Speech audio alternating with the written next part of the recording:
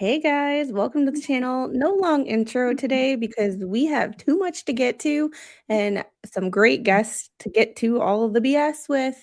And I could not imagine doing this with anybody else. Everybody, if you have not subscribed to my friend Mo in the Deep End, I know it's fix like yourself. which way am I supposed to This, point? this way over there. And then everybody's favorite supermod, aka the Discord streamer, who we're trying to convince very, very hard to start a freaking YouTube channel because he would be amazing at it. I've seen you take over AJ's channel, Flashfan. I know you could do it. Yeah, and you're smarter than both of us. Just use an avatar. What were we thinking? I know, right? Just like my hair, this is bedhead. I got up, I got dressed, and yeah, but I'm gonna work out supposedly after this. Oh, So like, I didn't want to put on makeup because then you got to take it all off. oh yeah. Well, no, I had that moment this morning where I was like, okay, yeah, my blonde, new growth is showing. And then I was like, is that a platinum strand or is that a gray? I'm a So I have her when we do my blonde, we put in a root shadow specifically so that it'll grow out and it'll be like, okay, it's a root shadow. Like you can't tell where the new growth supposedly is. So, but before we get started, we are talking Edrick Faust, week 2. What was supposed to be a 4 to 6 week trial is in Yeah. jury deliberations. yeah.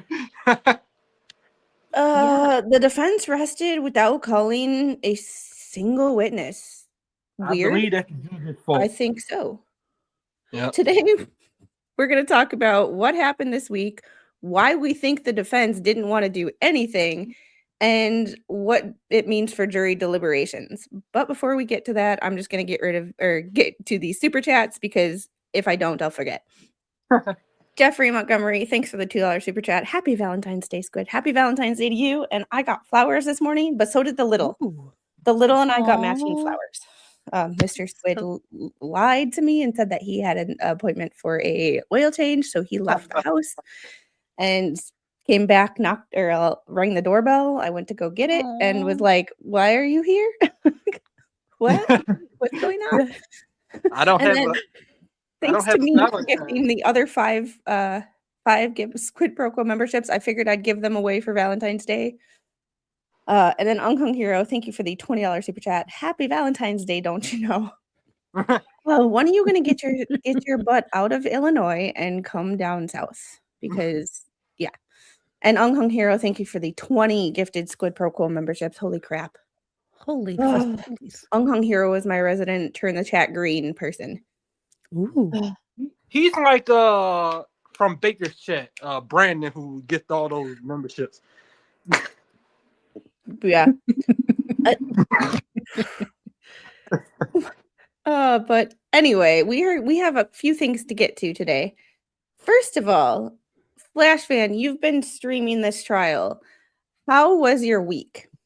So week 2 started out with Chris Milton, the boyfriend of the victim, testifying, who the defense said is the actual culprit. I think we have videos of his testimony.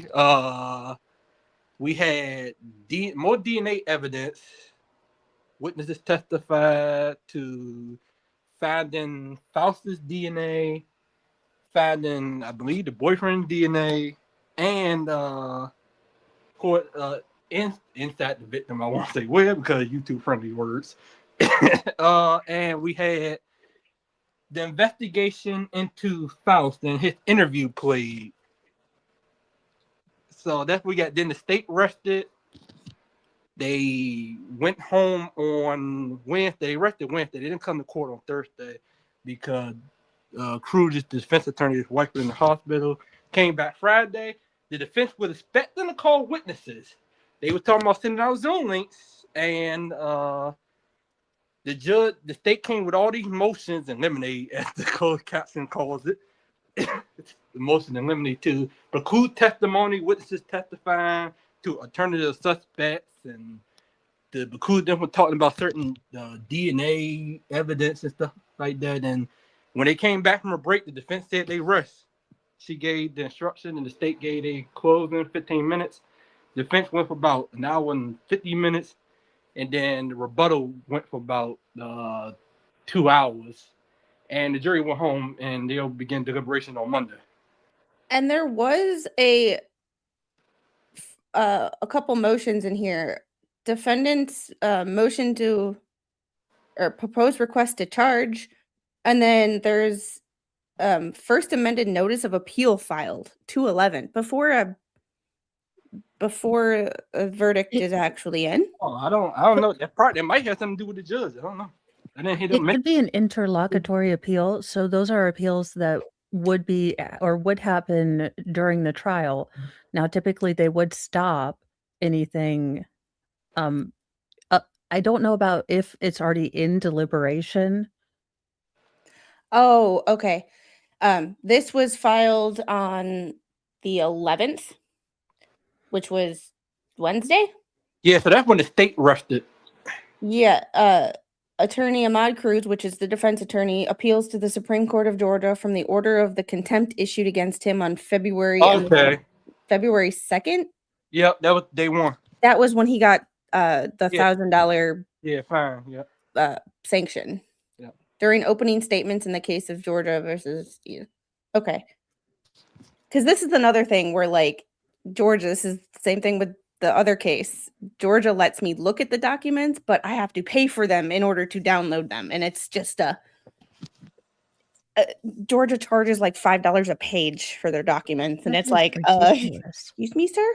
And this defense attorney is very long-winded with his writing. So it'd be anywhere from 5 pages to 37. Yeah, and he speaks like he's writing a motion, which is the interesting thing that I just can't get over. I found information about him, which makes sense now, which made me think maybe he's not the worst. He's an appeals attorney, so maybe he don't have much courtroom experience.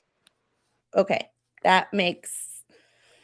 If you're talking to a judge, like if you've ever watched an appeals court, that they have a different interaction with the judge. Yeah.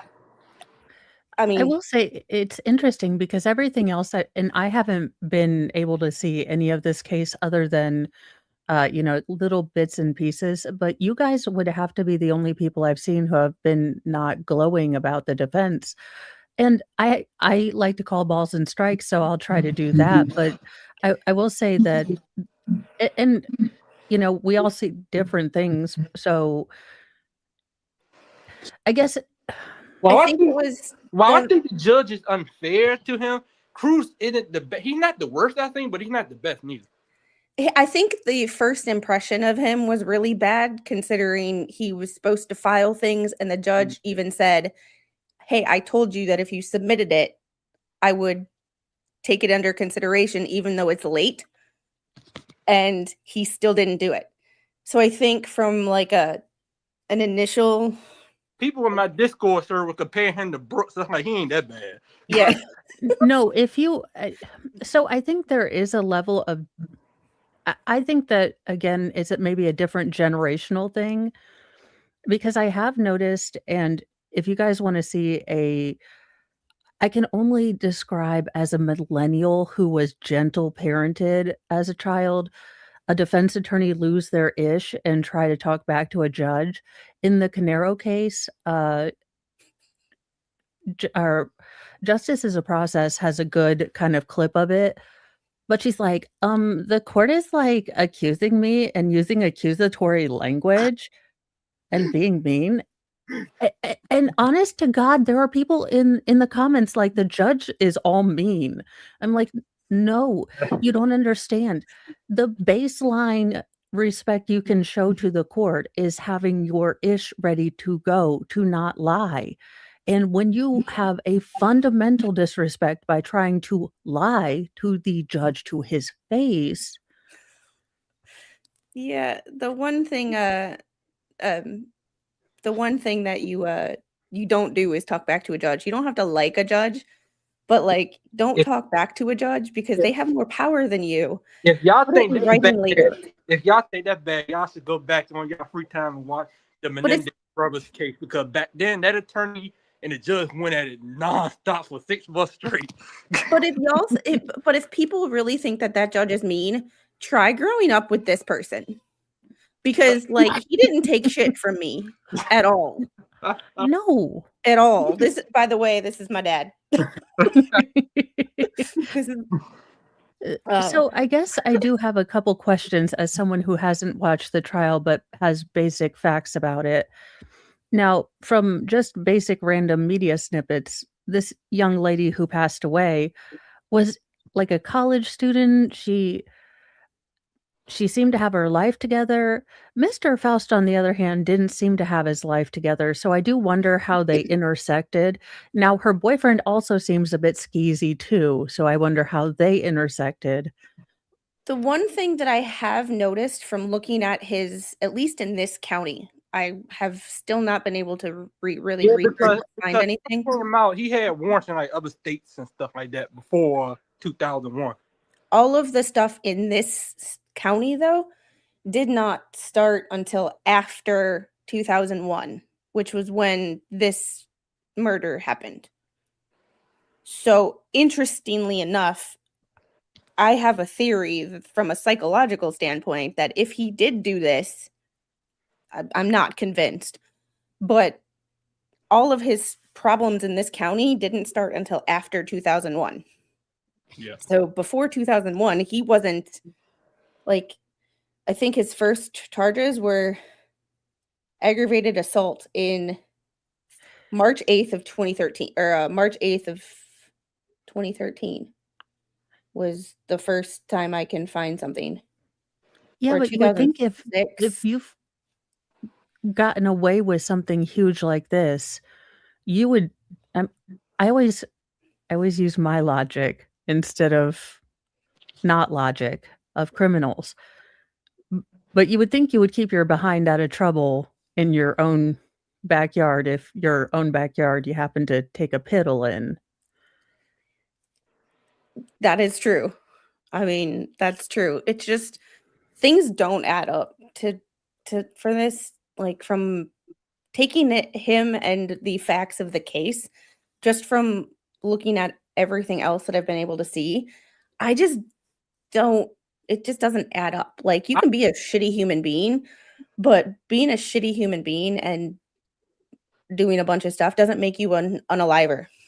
I have a theory, but it's not the most popular theory, and people call me racist because of it. Because I'm like, they probably got this guy because he's African American. And that's the thing, I don't know. Like, I can't say either way. Yeah, Although 'cause I I do don't know live that they did there. pass a law in the state of Georgia with this woman's name, so I felt like they were pressured to do something.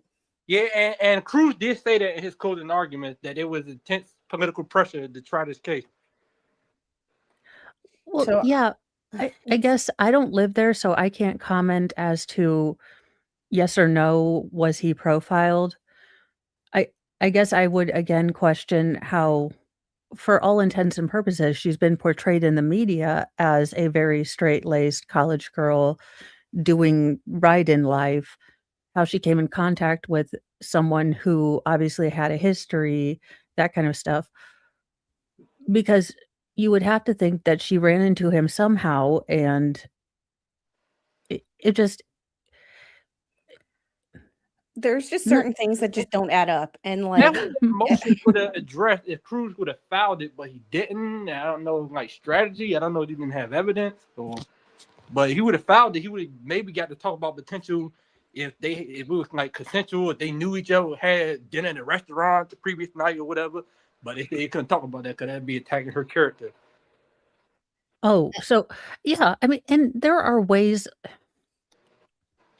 that you can ask if the victim was maybe putting themselves in a not so safe situation, because Lord knows my guardian angel near about died with the stupid stuff I did as a teen, that I look back now and I'm like, oh my God. You know, remember, I was in the military, so I've done stupid stuff in like 6 countries. Yeah, so I don't think it's attacking her character. Now I notice that it's not okay to attack this victim's character, but we can bring in, oh gosh, Sarah Grace Patrick. I always wanna be like Stephanie Ann Taylor, but I know this is not Full House. It's the most southern white girl, church name, Sarah Grace Patrick. Yeah, that's Yeah, but we're able to talk about the fact that she might have been promiscuous. So it does seem like there's a double standard.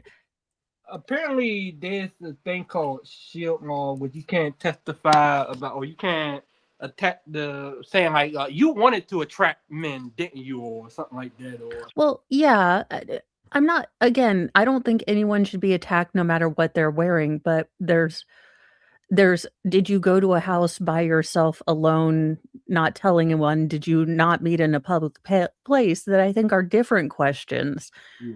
I don't care if you go out dressed like Courtney Love. Yeah, I don't think that anybody should be attacked, like, ever, especially for what they're wearing, or be blamed on what they're wearing, but, like, nothing I was told when I was first in the military, nothing good happens between midnight and 6 AM. So, like, when you go out, make sure that someone knows where you are, you're with friends that you can trust. Like, don't get in a car that you don't recognize. Like, don't like, there's just certain things, especially as a Yeah. woman, that you just Well, don't put yourself in certain situations. yeah, that's what I told my girls when they went to college. I was like, I wish we lived in a world where you could have both earbuds in and not pay attention and walk alone at night, but we don't. So don't put yourself in those situations. If you get a weird feeling in your stomach, it's your body trying to tell you something, and don't worry about hurting anyone's feelings. If a guy respects you, if he's a good guy, then he'll respect that. If not, use mace, allegedly in Minecraft. I don't disagree with that, and it's the hard part Yeah, I about know raising a girl. it always caught me by surprise that how my mom would say when she was a kid, she grew up in like the 60s and 70s, and she would say that they had freedom and stuff back then. They could basically do whatever they want and be on their own. I'm like, really? I remember at age, like, 5 or 6 riding my bike around the block by myself. We're with my friend who was, like, 5 or 6 around I the block. Like, we remember couldn't cross a street. We could ride around a city block, but, like, my parents not really being, like, and I'm sure they were concerned to a point, but not really being like, "Oh my god," freaking out. "She's out of my eye line. I don't know what's going on." Oh, I remember when my mom would wanna go and, she was a single mom, and my brother and I had no we did not wanna go into Dress Barn or whatever the hell while she put on business casual. So, my mom not being, a terrible parent, it was nice, it was temperate outside, we would leave the doors unlocked, or, the windows cracked, the doors locked, and, the radio on, and we just sit there, Now you've got people like, "Don't leave your baby in the car," and I'm like, "No." Like, when it's like when my baby is, like, 8 years old, 10 years old, I have to take her with me because I can't leave her by herself at home, but, like, she's going to be more of a hindrance in a store than 5 minutes while I'm, like, you know, picking up some dry cleaning is not gonna be the awful thing if it's in a certain situation, but, like, people today, like, we went from l like, there's a range of what is safe, but we went from, like, always being left in a car, and, like, my dad would leave me in the car and go order food, like, go in a restaurant like a McDonald's. He wouldn't drag me in there because he knew that it would be more of a hindrance. I'd wanna do this, I Yeah, wouldn't listen. So it's like, "Stay here, I'll be back in, like, 5 minutes." I don't know how I yeah. feel about that though, because there's a case, and I need to check see what's going on in that case. Scott Gardner in Florida, he left this allegedly left his 1 year old, 2 year old in a hot car while he went to a bar. Yeah, Oh, that's dumb. That's dumb. Uh, my back in the '60s and '70s, my parents said, "Get out of here and be back at 4:30 for dinner." Yeah, and when I lived in I Kentucky, my mom would say, "Here, go get out of the house. You finished your homework, get out. I'll see you when the street lights come on." I know, I missed my decade, the '80s. I should have been a stay-at-home mom in the '80s. I kick them out, throw, like, a peanut butter sandwich out there. I lock the door, I light a Virginia Slim, and I put on Heart as loud as I can. Remember, Gen X parents had to be reminded that they had kids. Like, I was a latchkey kid. Like, I was making like, forget prison food. Latchkey food was your first experience of prison food for those of us who've never been incarcerated, because your mom was not home. You had that little envelope with your chores, and of course, like, for the first couple times you ignored it, and then you woke up from your coma and you're like, "I better do this." I used to Um, use dial-up internet to sneak out of the house. I would tell I'd ask my mom for permission to use the internet, and she'd say, "You have an hour." So I'd dial up the internet, log onto the internet, and leave the house. you were smarter than me. Leave the house. Well, I lived in a really small town at that point. So, like, there was only, like, 2 places to go. I think I went to, like, the school and, played on the playground, but, like, it y you found ways as kids to be. But then I'd call her and I'd be like, "Yep, I've been home." Because at that point, internet was still new and you didn't really have, like, a search history, so she couldn't tell, like, what I've been doing on the Hell, internet. I couldn't tell now. I'd be like, "What's going on?" Now it'd be like now for baby squid, I'd be going through and I'd be like, how many websites did she go to? She spent 45 minutes on the Washington Post article about an airplane in El Paso. Like, she was not reading that article for 45 minutes. What were you doing? Wait till she's about 13 and try to sneak out. Oh, no, wait till you get Life 360. I felt like Big Brother, and maybe I'm a bad parent, but I'm like, "Oh my god, don't tell me anymore. I don't know. I just don't." It was like, "And so and so was going 60 miles," and I was like, "Damn it, you're gonna get a ticket." Like, Yeah. my first thought wasn't like, "Be safe." It was like, "They're gonna get a ticket." My dad was like 10 PM at night, the TV would announce, "Parents, do you know where your children are?" Yes. Gen X's parents had to be reminded that they had kids. Like, having Well, kids was an MTV was afterthought. out.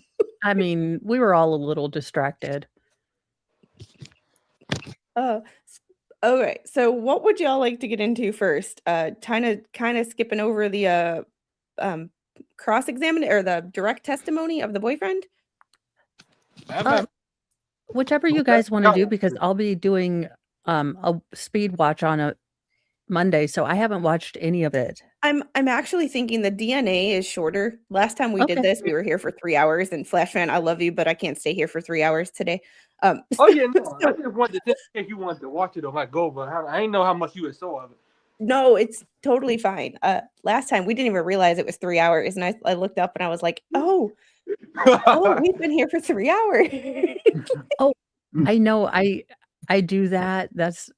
It's nice. I'm glad I'm watching one that I don't have to stay current on, because the next one, is the Corey Richins case, and I'm gonna have to be doing notes and breakdowns, and Good luck with that kid. They all talk real slow in Utah.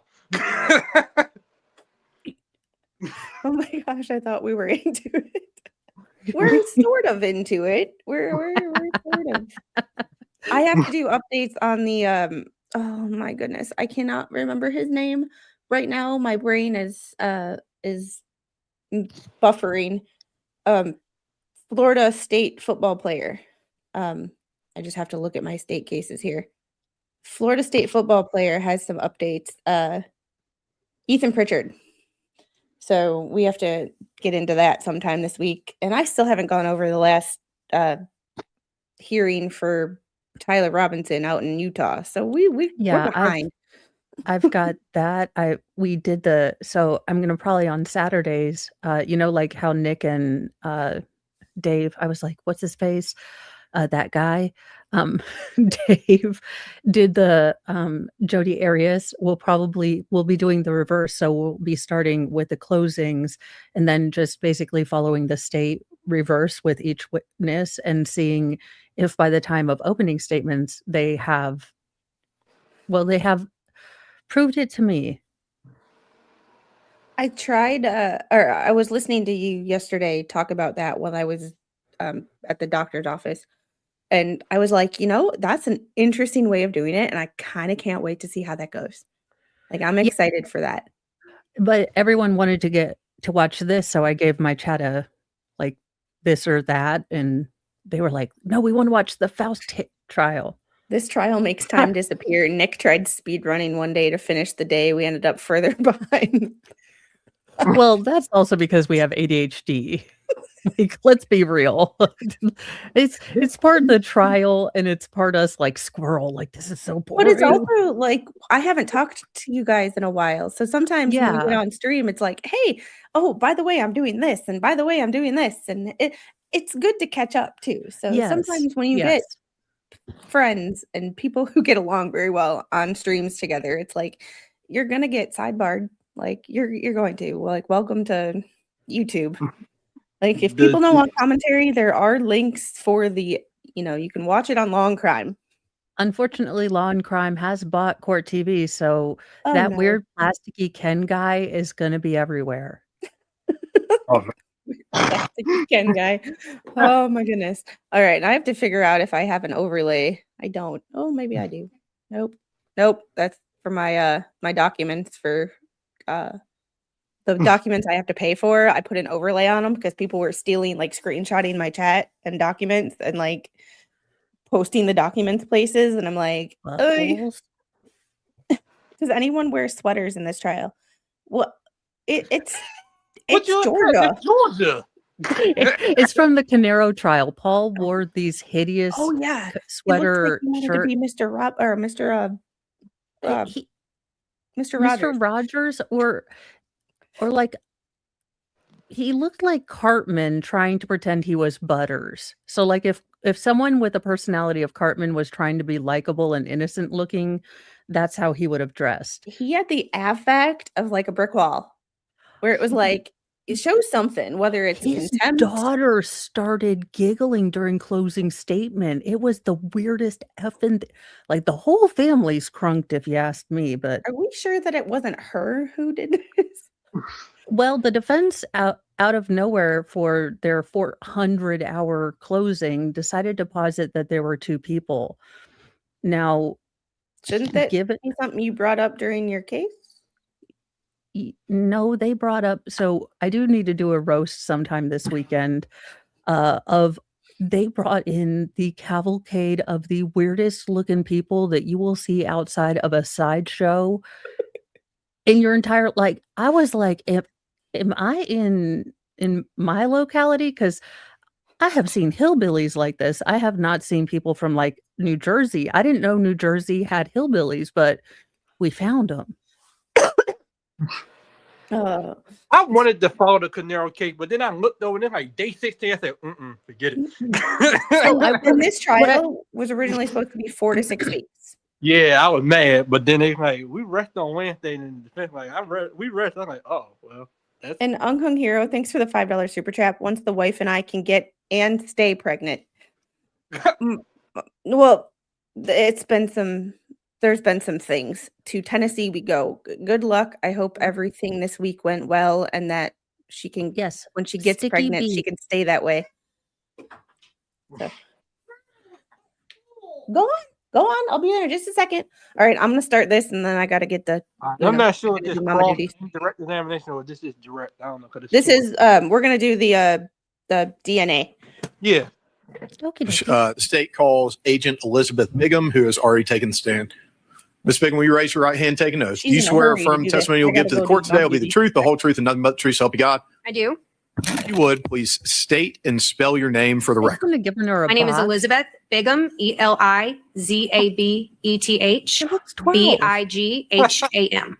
Where are you currently employed, ma'am? I'm employed as a special agent with the Georgia Bureau of Investigation, and I'm currently assigned to our Office of Special Investigations Cold Case Unit. Prior to that assignment, where did you work in the GBI? So prior to this, I spent about 10. And how is the audio? Because I did enhance it, and I don't know how that sounds. Of like, it's so it does sound like her voice is forward.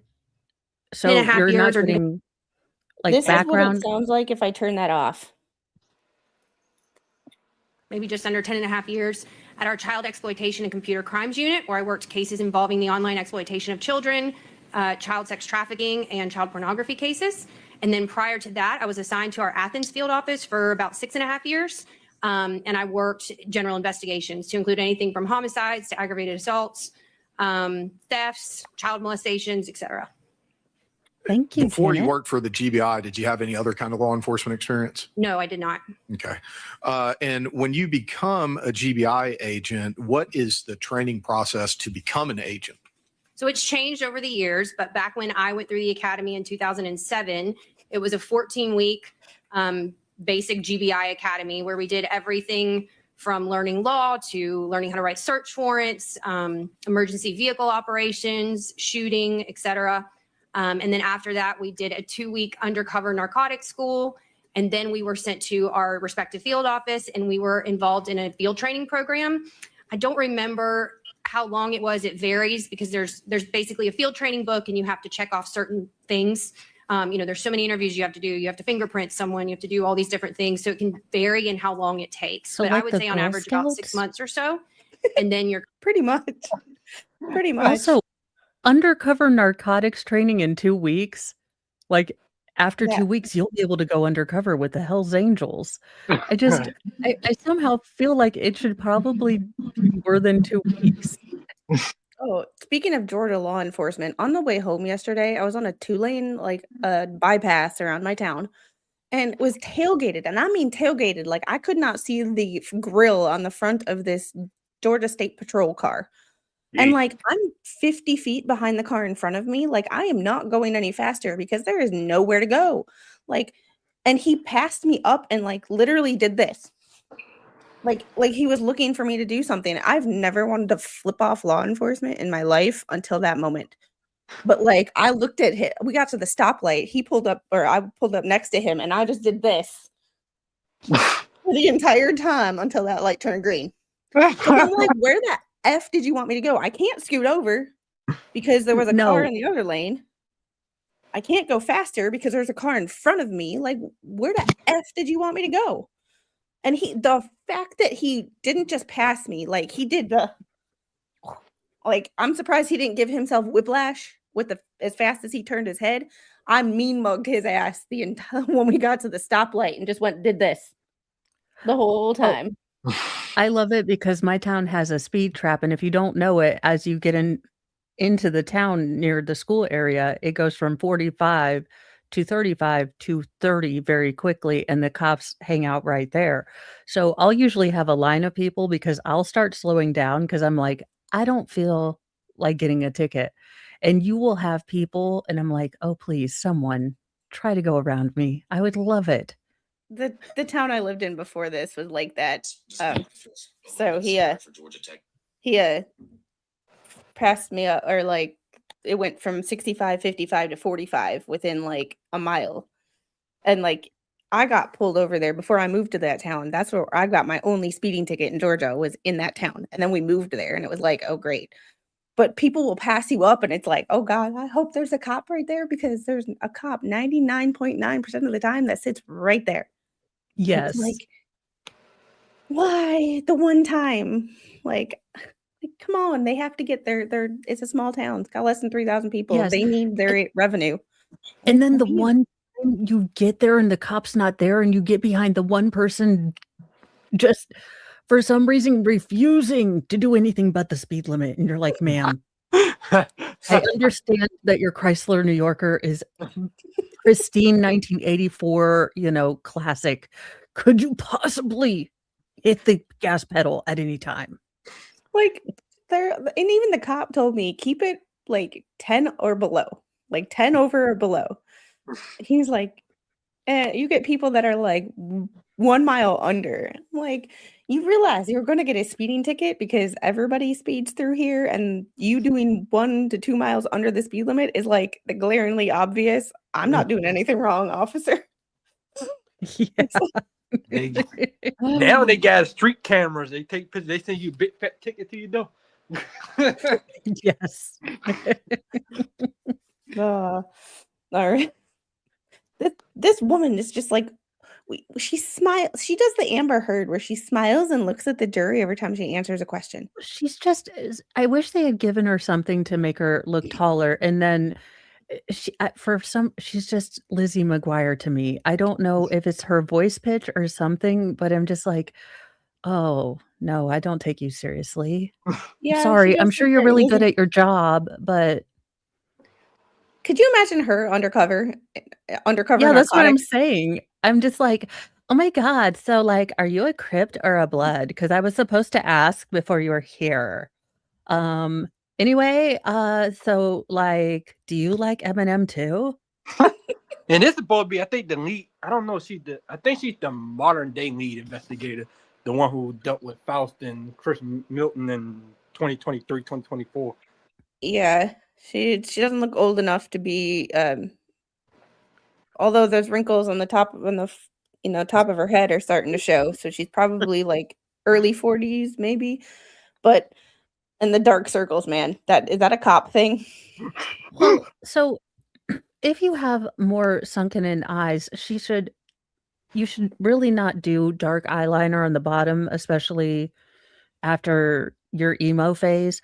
But a white eyeliner will help your eyes stand out. Most women think dark eyeliner under here, but as it deteriorates through the day, if you're not keeping it touched up, it just tends to make your eyes look darker. So just a white eyeliner on your tear line opens up your eye. It's like I redid my makeup bag for 2026 and got some new products. I got some brightening concealer from Elf that would help her. It's got to make these dark circles go away. Well, also, she doesn't define her eyebrows, so I have a thing with eyebrows. Just put them. Look, first, women, you have what you have. God gave them to you. We can shape them, but when you shave them off and stamp on something ridiculous. Oh no, Carol, hair and makeup talk. Did I accidentally join a Megan stream? Yes. We're going to talk about boobs next. Oh, it's just I know that we're not like I know that judging people by their looks is not a good thing. Whoop, we lost Flashfan. But at the same He's time, like offended. it's he's probably like all this girl talk. I gotta get out of here. I know that we're not supposed to judge people's looks, but the brain primitively just does it. So it unfortunately looks are important. Well, here's the thing. We can acknowledge that 80% of things are what we perceive non-verbally. We are a social species. And one of the funny things, and the reason I talk about eyebrows so much is that kind of odd feeling that you got in the Terminator, the first one. The way they were able to do that without a lot of money is taking away Arnold Schwarzenegger's eyebrows, because it's just close enough to be a human face. So a lot of where you kind of get drawn to her face is you're like, where are her eyebrows? Tammy, I don't have it. I have it. It's just not in the room with me. I've been using this beef tallow skincare. Called F Balm. Oh, now I saw that on Amazon. Does it smell like beef? Because I was like, ugh, I don't know about really. Mine has honey and frankincense in it. Oh, but it doesn't smell like frankincense either. Like it doesn't smell like overpoweringly one thing.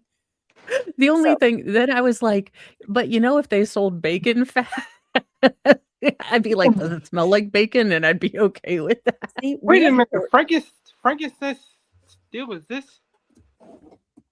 We have pork tallow in the fridge. I'm wondering what Mr. Squid would think if I used pork tallow on my skin. Honestly, Mr. Mo would probably like it because, you put lotion on and it smells good, but not tasty. Yeah, I use it as lip balm. Like I've been using it everywhere. And like I've gotten rid of like a lot of my like other products because I'm like just using this. And I'm like, that's a one-step skincare. I like one step. No, Mary, you got tripped. Yep, Squid smells like a steak. What does Frank smell like? Of course, Snipe Hunter, you have to derail the Walmart sells bacon fat. Yes, they do. I didn't think frankincense sells bacon fat. I didn't think frankincense was still a thing. Okay, I'm gonna let this play because I have to go get the little off the toilet because she's yelling for mommy and not daddy. So I will Sounds good. turn. Kind of on your own with the help of older agents or more seasoned agents. Nope. As it relates Actually, specifically to Daddy the Office of Special Investigations, as well as your unit, the cold case unit, when is it and how is it that that unit came into existence? So our unit was established as part of the Coleman-Baker Act. Our unit was established in July of 2023, and there are 10 special agents that are assigned to that office, and we essentially work cold cases. That's our primary responsibility. Yep. The And the Coleman-Baker Act. Coleman-Baker Act was enacted. I don't recall the specific date that it was enacted prior to that, but essentially there's some criteria that you have to meet in order to file a Coleman-Baker application. And those are that the case had to have been a homicide. Mr. Yeoman, shall I educate to respond to the objection?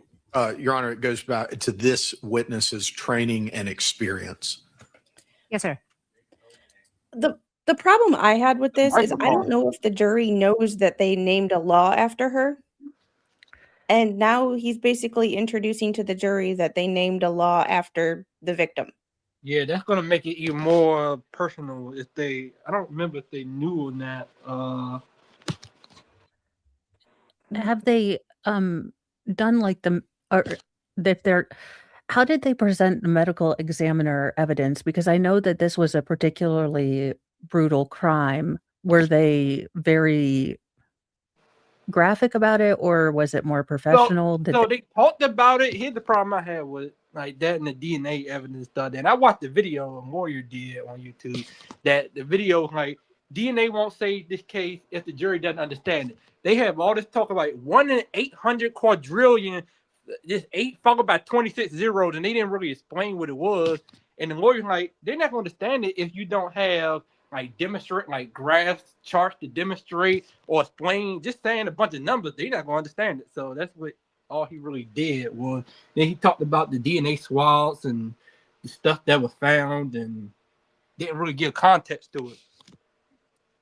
Didn't really explain for the jury to understand it. Well, so I guess my question would be because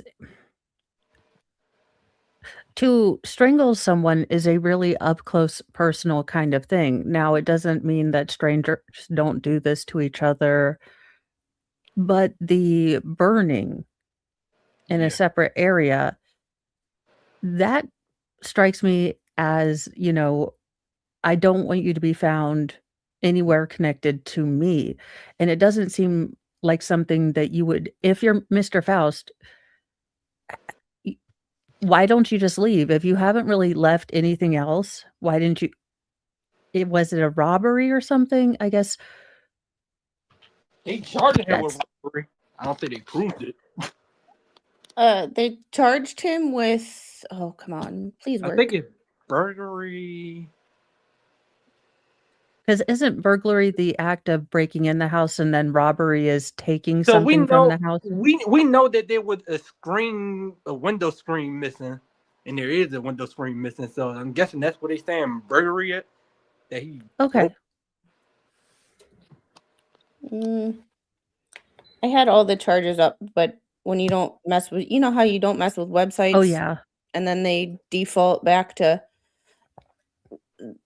Athens.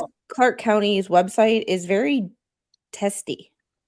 Like it's like hyperlinks are broken. It's like whoever does the IT work for this does not it did not do well. Let's see. 01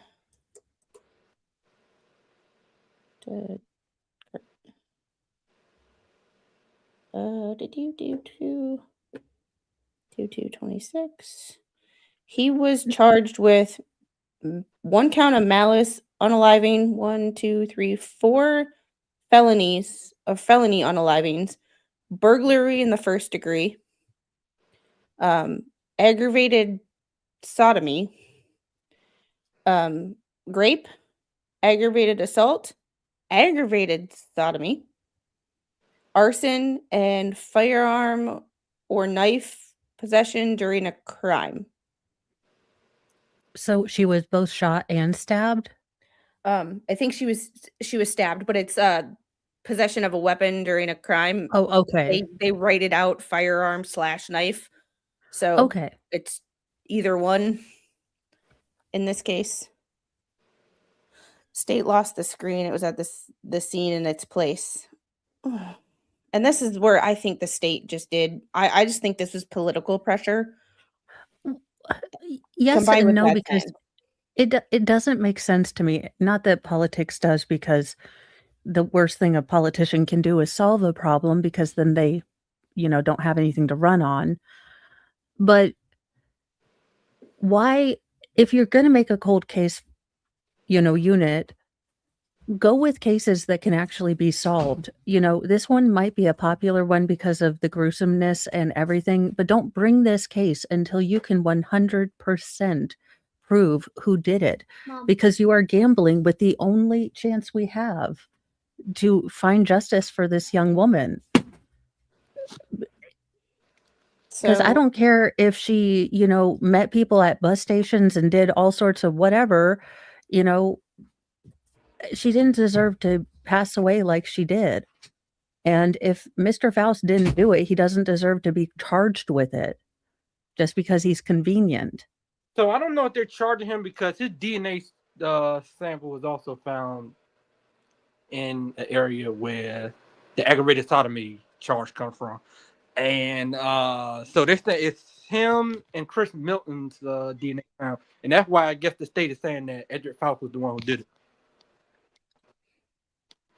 And I just Googled the Coleman-Baker Act, and it was signed into law April 28th of 2023.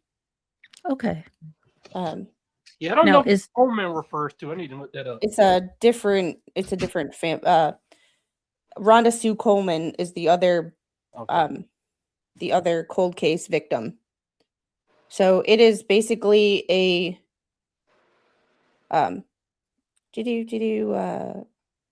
her sister requested the case be opened. So this is basically an application that for cold case victim families to have them reinvestigate cases.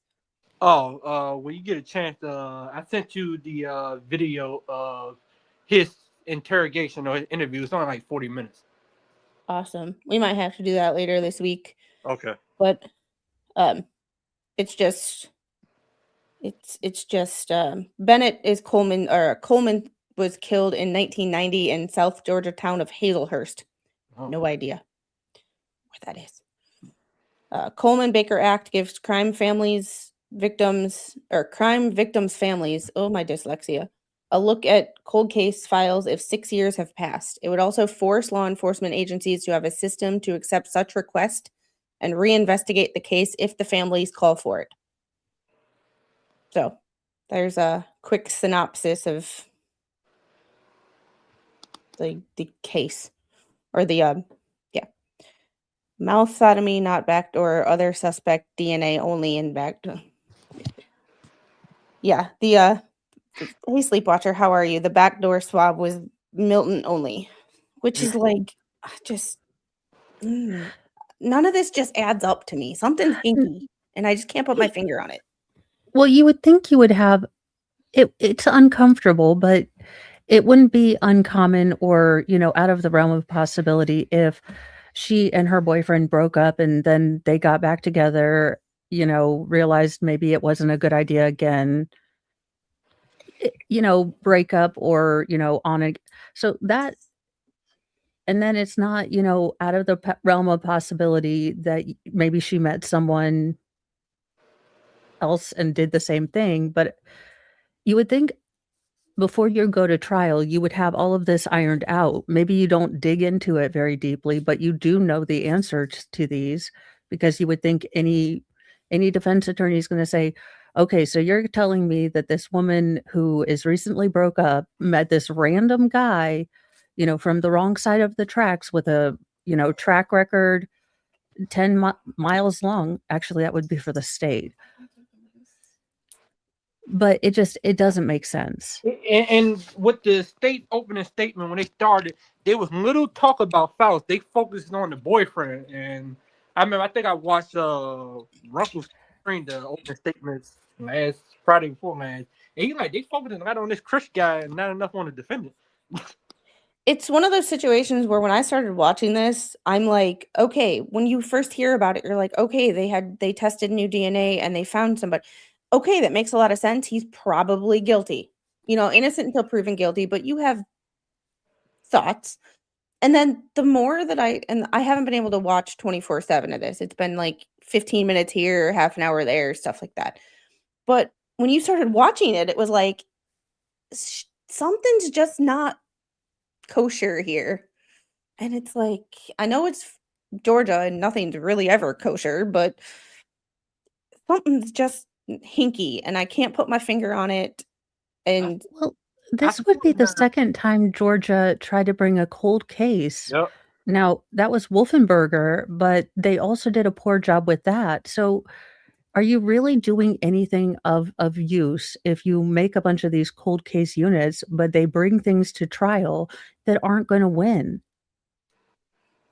I just think that's a waste of my money. And I say Georgia taxpayer money, but hello, Georgia taxpayer here. My money. I also feel bad for the families of both, let's say, the potential suspect when they are found, if there's not a lot of evidence, but the family. I mean, imagine getting the thought that you are actually going to get justice for your loved one, for your family member, only to realize that for political reasons or to make it look good, they brought a case that wasn't winnable in. And Georgia already has a reputation for losing evidence, for misplacing things. So I'm guessing that some of the evidence has disappeared, it being a cold case. Yeah. They They was missing hair samples. They opened the package on like day 2, and it was missing. And the prosecutor explained it by saying, like, in closing the argument, I think his rebuttal was like, yeah, there was hair missing. However, it's an old case. I wasn't on this case. He said mistakes were made. I was like, yeah, but dude, you. And it just makes you wonder of like how things are actually handled and if people are actually going to get justice. Like I'm following a case of an 11-year-old who was allegedly raped by someone who's not supposed to be in this country. That case I'm following, but I'm not going to cover because I will dox myself in the process. Because it's my county. I get it.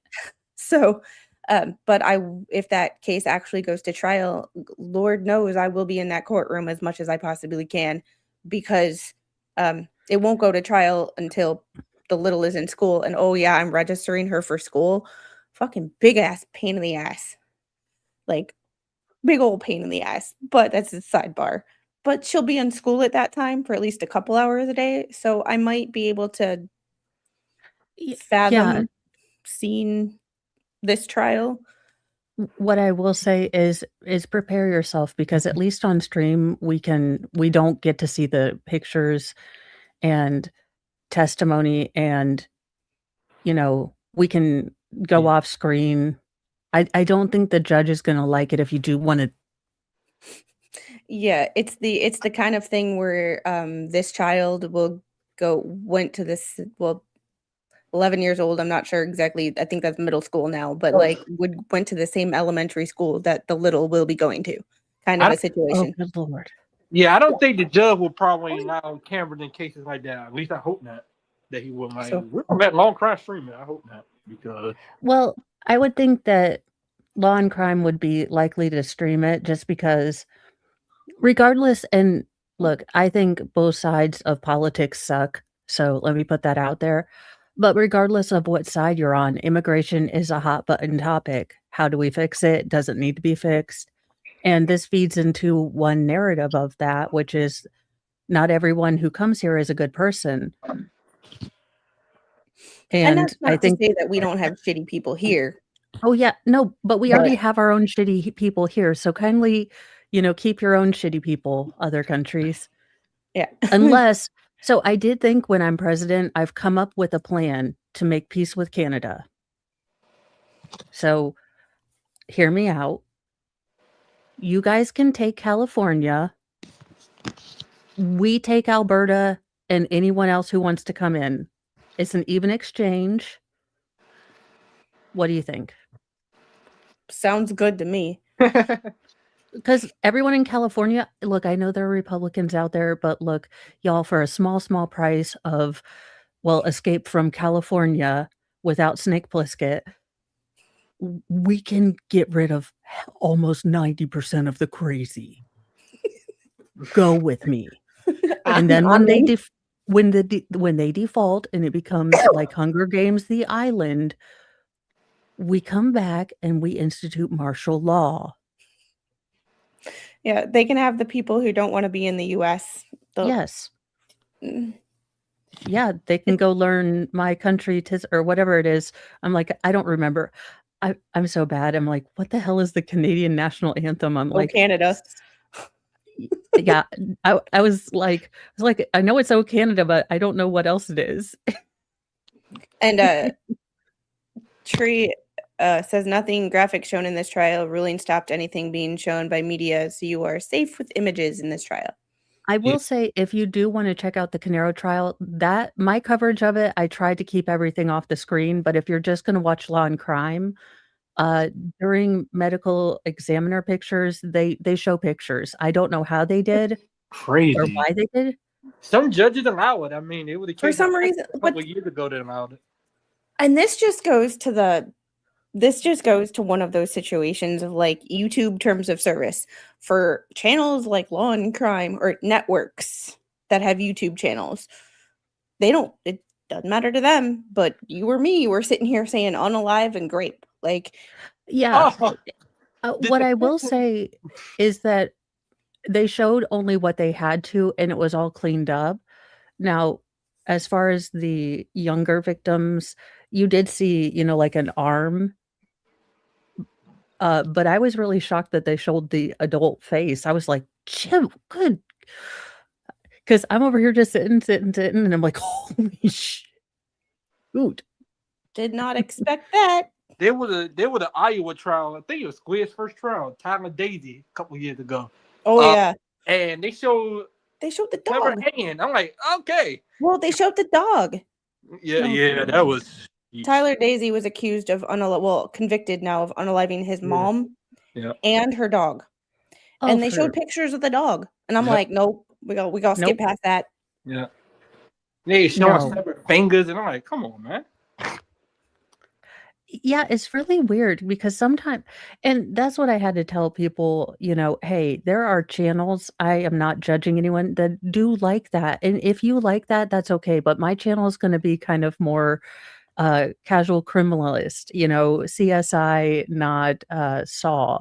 So, and there's a time and a place where it might be appropriate to show that when you're talking about specific things or when you really want to hyper focus on one area. And I know that me having a background in the medical field, like I love talking anatomy. Like I love when I hear doctors talk anatomy. I know that's not for everybody, and people are like, "Oh my god!" Again, the Canero, the Chinese medical examiner on the second half of, I think, I want to say the 13th day, he was wonderful explaining anatomy. He was really good, and I will say he was very professional and held it together until the very end. So if you want a very, a very professional, very anatomy-based kind of explanation that doesn't, get you in the feels as much.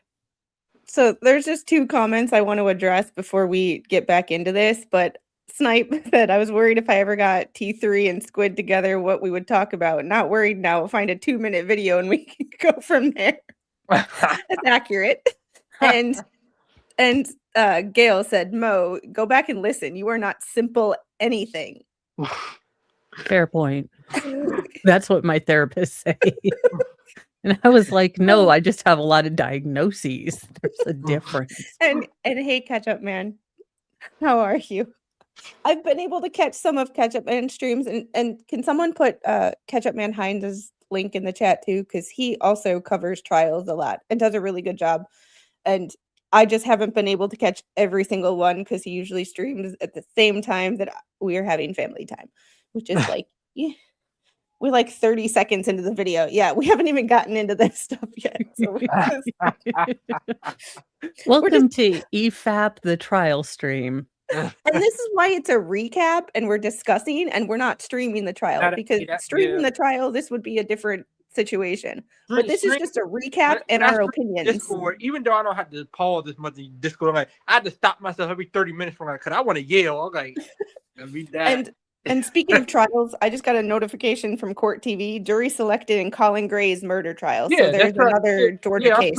I'm streaming that on Monday. I don't know if I agree with that. They charged him with second-degree unalive, and I'm like, he did. Who is Colin Gray? Colin Gray is the parent of the father of Colt Gray, a school unaliver. Yeah, in Georgia. In Georgia. And so here, I'm of two minds of that because I can go do this. There you go. We're dealing with an epidemic of parents, for whatever reason, they aren't parenting their children. So we have a lot of teenagers that are doing a lot of bad things. Now, would anything change with that reckless behavior if we started charging parents for the kids' bad behavior? I don't know, but I know localities are looking into that. So I could be sold on that, but do I think that I could be, unless there is clear evidence that he was stupid with force multipliers, basically just let him, or he, I have no idea. See, or they're saying that this Colin Gray bought the son the weapon and at the present, and they're saying, so the article I read said the judge is limiting graphic crime scene photos. He's charged with second degree. I'm like, why did he charge with second degree? He didn't unalive anyone. What are y'all doing? It would be I don't know. It's just well, it's the same thing we saw in Uvalde. Yeah. Well, the case in Michigan opened the floodgates for charging parents. Yeah, the Crumblies. Yeah. Yeah, crumbling parents. Yes, that I knew it was in Michigan, and I could see the people. I just could not remember their name to save my life. James and Jennifer Crumble. Ethan, James, and Jennifer Crumble. Thank you. I couldn't remember their names, but I could totally see their faces. And look, I get it. My kid hasn't been affected in this, so I don't know how I would feel about, hey, this person, was the parent. We want to go after them too. I haven't lost a child. I haven't had a child maimed, so I don't know how I would feel. But going after more people, I don't know what it does. But I also think that it's, if we find that he was absolutely a reckless parent, you sign up as a parent to be responsible. You are supposed to be that first guiding person in your child's life. So if we don't want the government to come in and start co-parenting our children, then we all need to start parenting our children. Yeah. It takes a village, and I heard a phrase the other day. It takes a village, but no one wants to be a villager. Well, because you can't yell at, because you have these gentle parents, like, little Tristan is running around the, Dollar Tree, and you're like, I'll trip him for you. And she's like, he's expressing his disappointment. And you're like, what are gentle parents? I know nothing of that. My parents, my parents weren't bad. Like, my parents were not like harsh parents, but like my parents were not like hold your hand and sing Kumbaya parents either. Always laugh when they buy. You're not supposed to give your kid the belt. I'm like, I got the belt. When all those laws came out, where you're not supposed to discipline your kid that way. My mother said my great uncle, so her uncle was disciplining his daughter, and the cop said, "You're not supposed to do it." He said, "Okay, well here, you take her and you raise her, because obviously I'm not doing the best. So you think you can do a better job? Good luck." My mom was the if you don't stop crying, I'll give you something to cry about kind of parent. I got so mad. I was in the store and I was doing something when I was little, and my mom like, "You gonna get it when you get home." The lady in the store like, "No, don't do it when you get home, because you get home you gonna forget. You should do it now." She's like, "You're right." I'm like, "Dang, lady."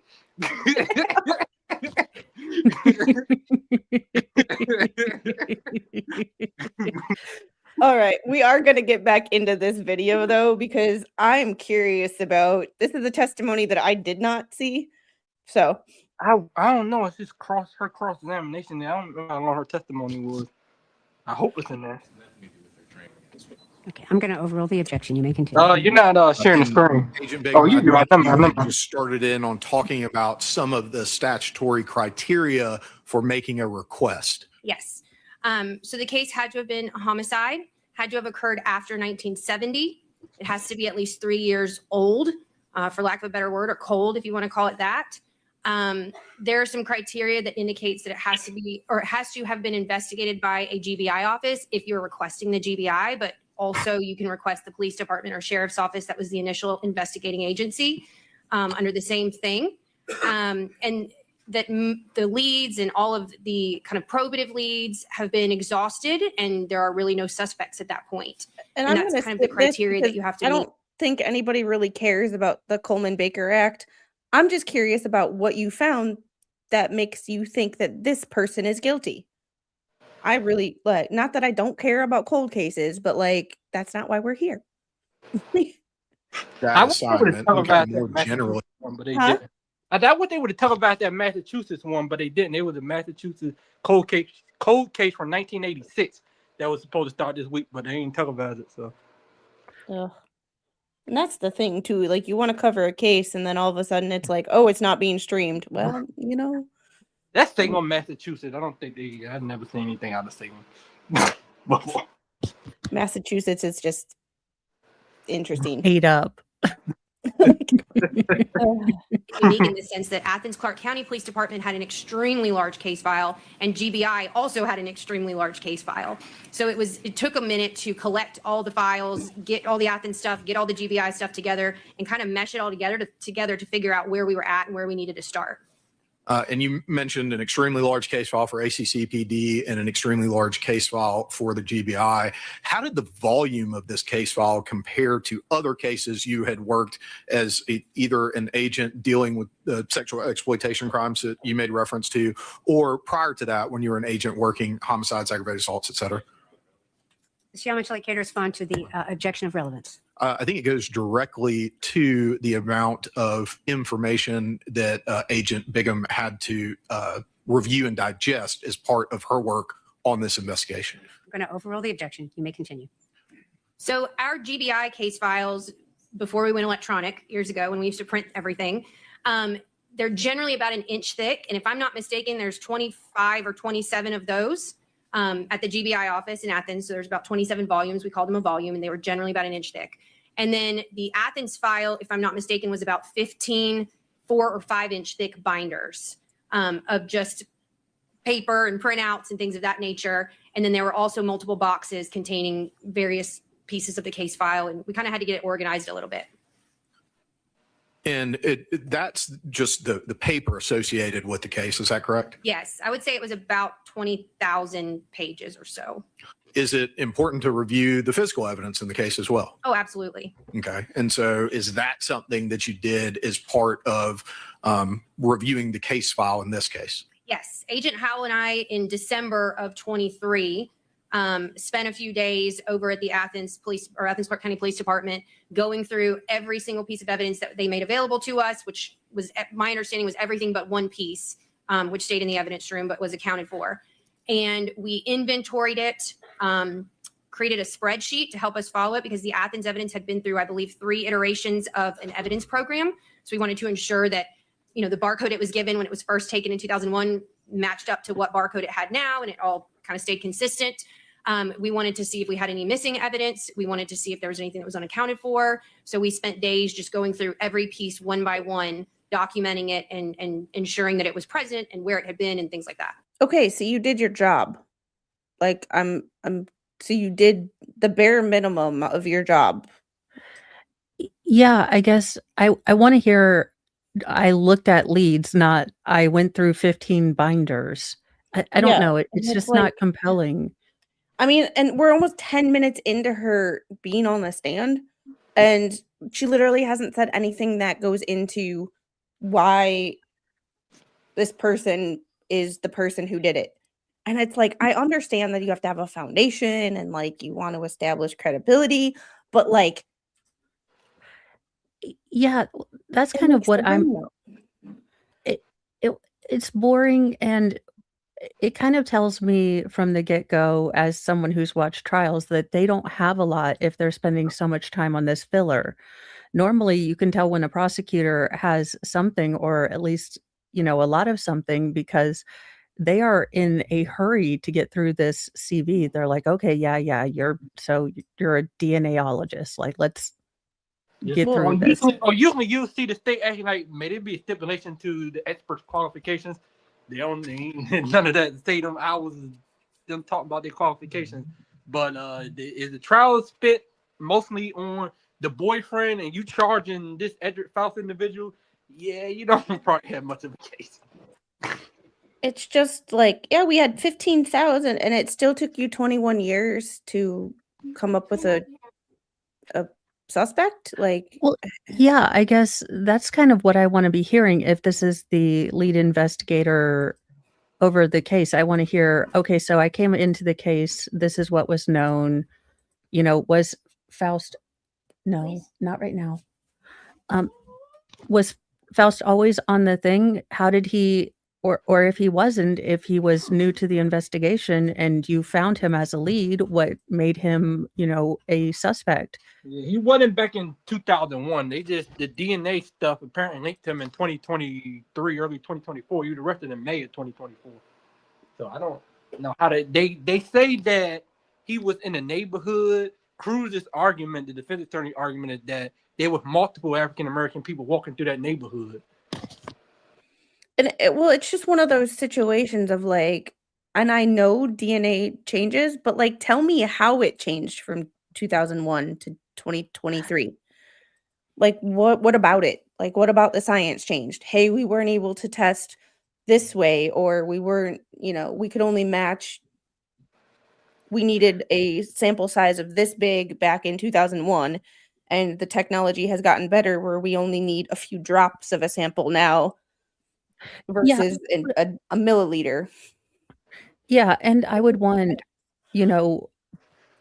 assurances, or because of George's reputation, if nothing else, that this evidence was, kept in a secure place. Was it always, kept however you're supposed to keep DNA? I'm not, but things like that, because Georgia does have a reputation. So you would think that, again, if this is strong stuff, this has got to be evidence that you can look at someone and say, hey, 20 years later, we caught the guy. We know it so well because of this. Because and people have been calling this evidence, this DNA stuff, junk science. So I'm like, wow. People cover, like lawyers and stuff, covering this case like junk science. I'm like, wow, really? And I don't know if it's junk science, because at some point, every science has to be like, something might exist, but then something to be used in court. There's just because something's never been used in court before doesn't automatically make it junk science. Yeah. But when you can't give me like the why the DNA, like my science brain goes to, and I'm not smart enough to actually like test DNA or know the ins and outs. My memory sucks. But like, give me as a sciencey person, hey, back in the day, we needed 2 milliliters of fluid in order to extract as much DNA as we could. Now we only need 2 drops. That made it easier for us to test the samples because the samples we had were degraded and we only had so much usable stuff that could not be tested back in 2001. That is like hey, this is why we had DNA evidence. And even though you could test DNA in 2001, it still didn't work. Something. Yeah, that's what I want. And I think people are more sophisticated now because people are more sophisticated, but not as smart as to how things really work. Like, it's not like CSI that, you can test everything and they're like, enhance, and that kind of thing. But we are in a place where I think that most juries, most people that are willing to do this, or true crimers, definitely want some kind of scientific evidence. They want a reason that the state looks at them. I mean, anyone's going to want a reason why out of all the people in Georgia, it's this guy. Yeah, and Hung Hero, thanks for the $5 super chat. Plenty of junk science has convicted innocent people. Bite impressions, for example. That's not necessarily wrong. It's just like it's junk science is also a objective opinion. Like, to what is junk science to one person might not be junk science to another. However, you have to provide a reasoning and things to prove that your science isn't junk science.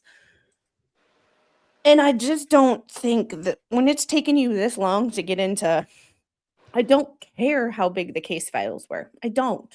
No. It's not, it's irrelevant. And that's he's objecting, but what I would object to is relevance.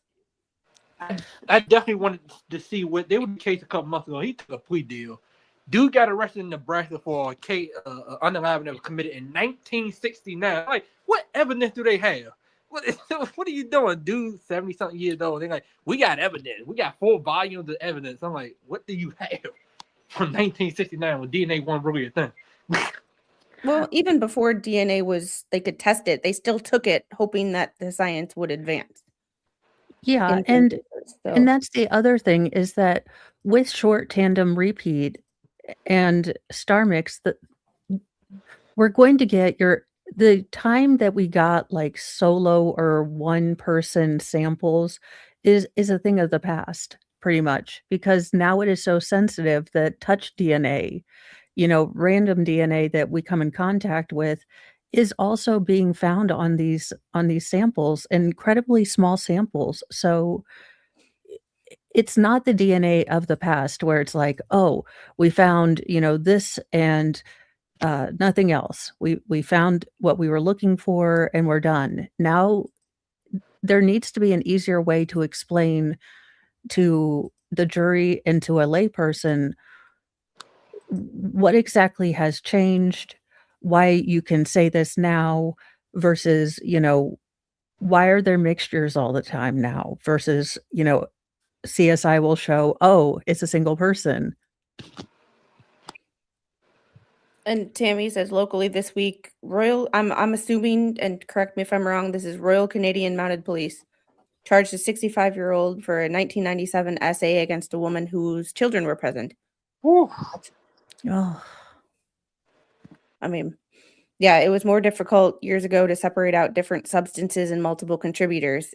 But how hard is that to say, hey, we had DNA back in the past, but there was so many people that we couldn't figure out. There were so many different things that we couldn't tell whose was who. And now we can.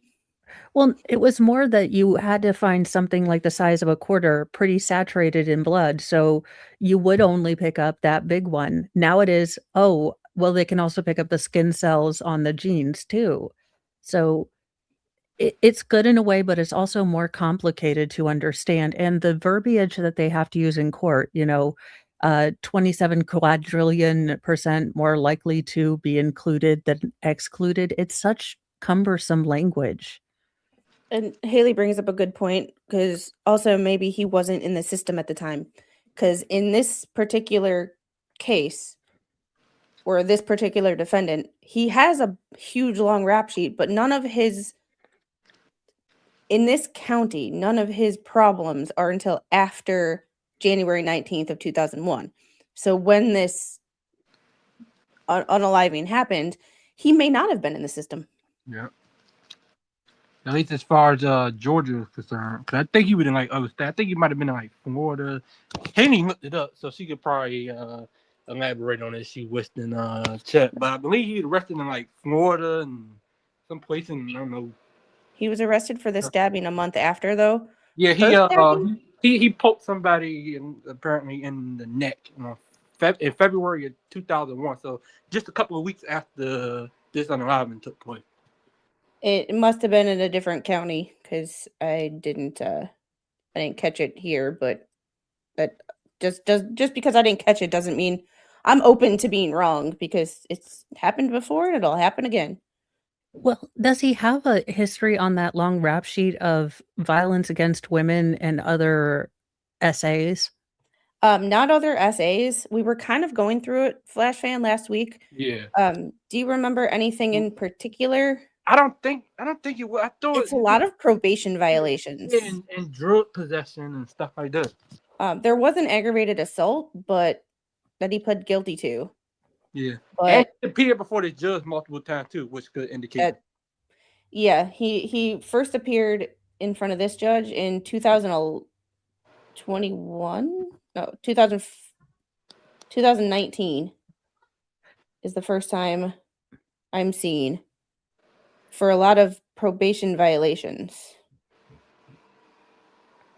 He said domestic and stalking. Oh yeah, he did have a stalking that he pled guilty to. So none of this went to Trial, yeah.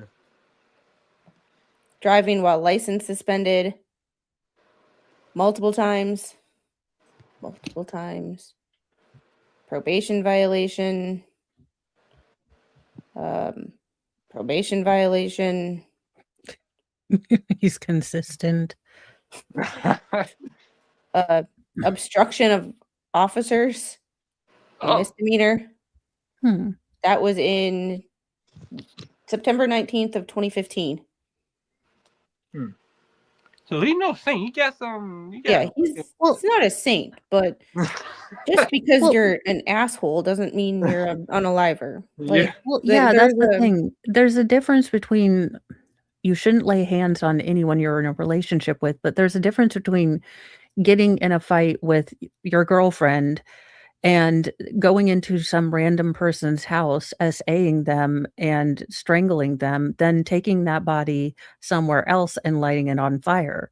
That's a whole different, that's a whole escalation, from robbing a candy bar from a gas station to becoming Hannibal Lecter. And my thing is, one thing they're calling him a deviant. Yeah, terroristic threats. The one thing I can't figure out is, if you truly did this, why did you stay in the same county? Yep. Well, you had mentioned that before, Mo. What? Yeah. And why would you do so many crimes? Make yourself, noticeable. Make yourself, basically on first name basis with all the cops. Yeah, the one thing you can say about these people like BTK and the Golden State, they committed their crimes, but they stayed out of the public light because they even went to other states, or they had a quiet down period. This guy was seemingly committing crimes all throughout the 2000s. So I'm like, that's not laying a low profile. He could have been caught anytime. So if he did it, that's very stupid. Zach in the house. Yeah. I forgot he had that Prince of Wales. And Unhung Hero, thanks for the $5 super chat for funding my YouTube habit today. More essays than essays he wrote in school. I'll see myself out. Oh, dark humor. Gotta survive it somehow. Yeah, but it's a whole nother level to, again, try to burn someone. That's a whole different thing. They're saying that he set stuff on fire to get rid of evidence. Possession of booger sugar. Passing in a no passing zone. No. While in possession Guilty. of cocaine. Why they charge him for that? Well, the charges from passing while with cocaine. August 14th, 2008. Possession of cocaine with intent to distribute, reckless driving, following too closely, passing in a no passing zone, and improper or erratic lane change. All those are on the same, all those he was arrested for at the same time. Oh yeah, here's 3/28, 2001. Aggravated assault.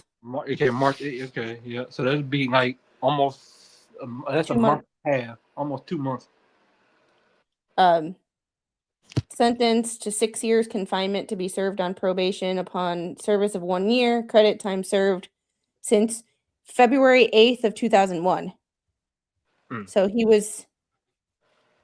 his arrest date was February 8th of 2001, which would be Yeah, I want 18 to days, 19 days after. This was January 19th when the crime happened. Yeah. So from January 19th to February 8th is when he was arrested for aggravated assault, something completely different. And he was in confinement for a year and probation for 5 years. That's where all the probation violations came from. Okay. I mean, that makes sense. And I'm not saying that, again, anyone on, not street legal pharmaceuticals can't do something completely out of character and, have a weird sort of logic. It just seems like something that would be more logical for someone who knew her. Oh, this is interesting. Court order 316 of 2007 for deviant smexy time behavior evaluation. All right. Let's see. So this is it's not going to be able to be seen very much because Georgia's kind of crappy like that. Yeah, we had another authorized document. Yeah. Evaluation if and recommended extended treatment for family counseling. Deviant behavior is a checkbox. Yeah, what kind of deviant behavior? Because does that mean we will have to go back to the arraignment. So he was he was charged with public indecency. Indecent exposure, a felony after 2 convictions. It was only his first, and criminal trespassing.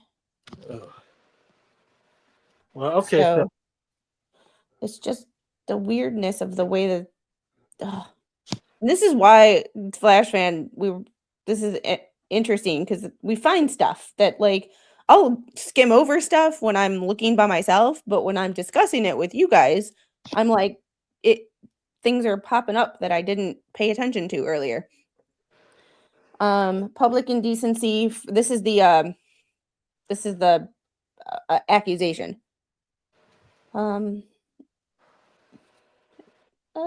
Hereby charge Edrick Faust with public indecency for 14th day of November 2005.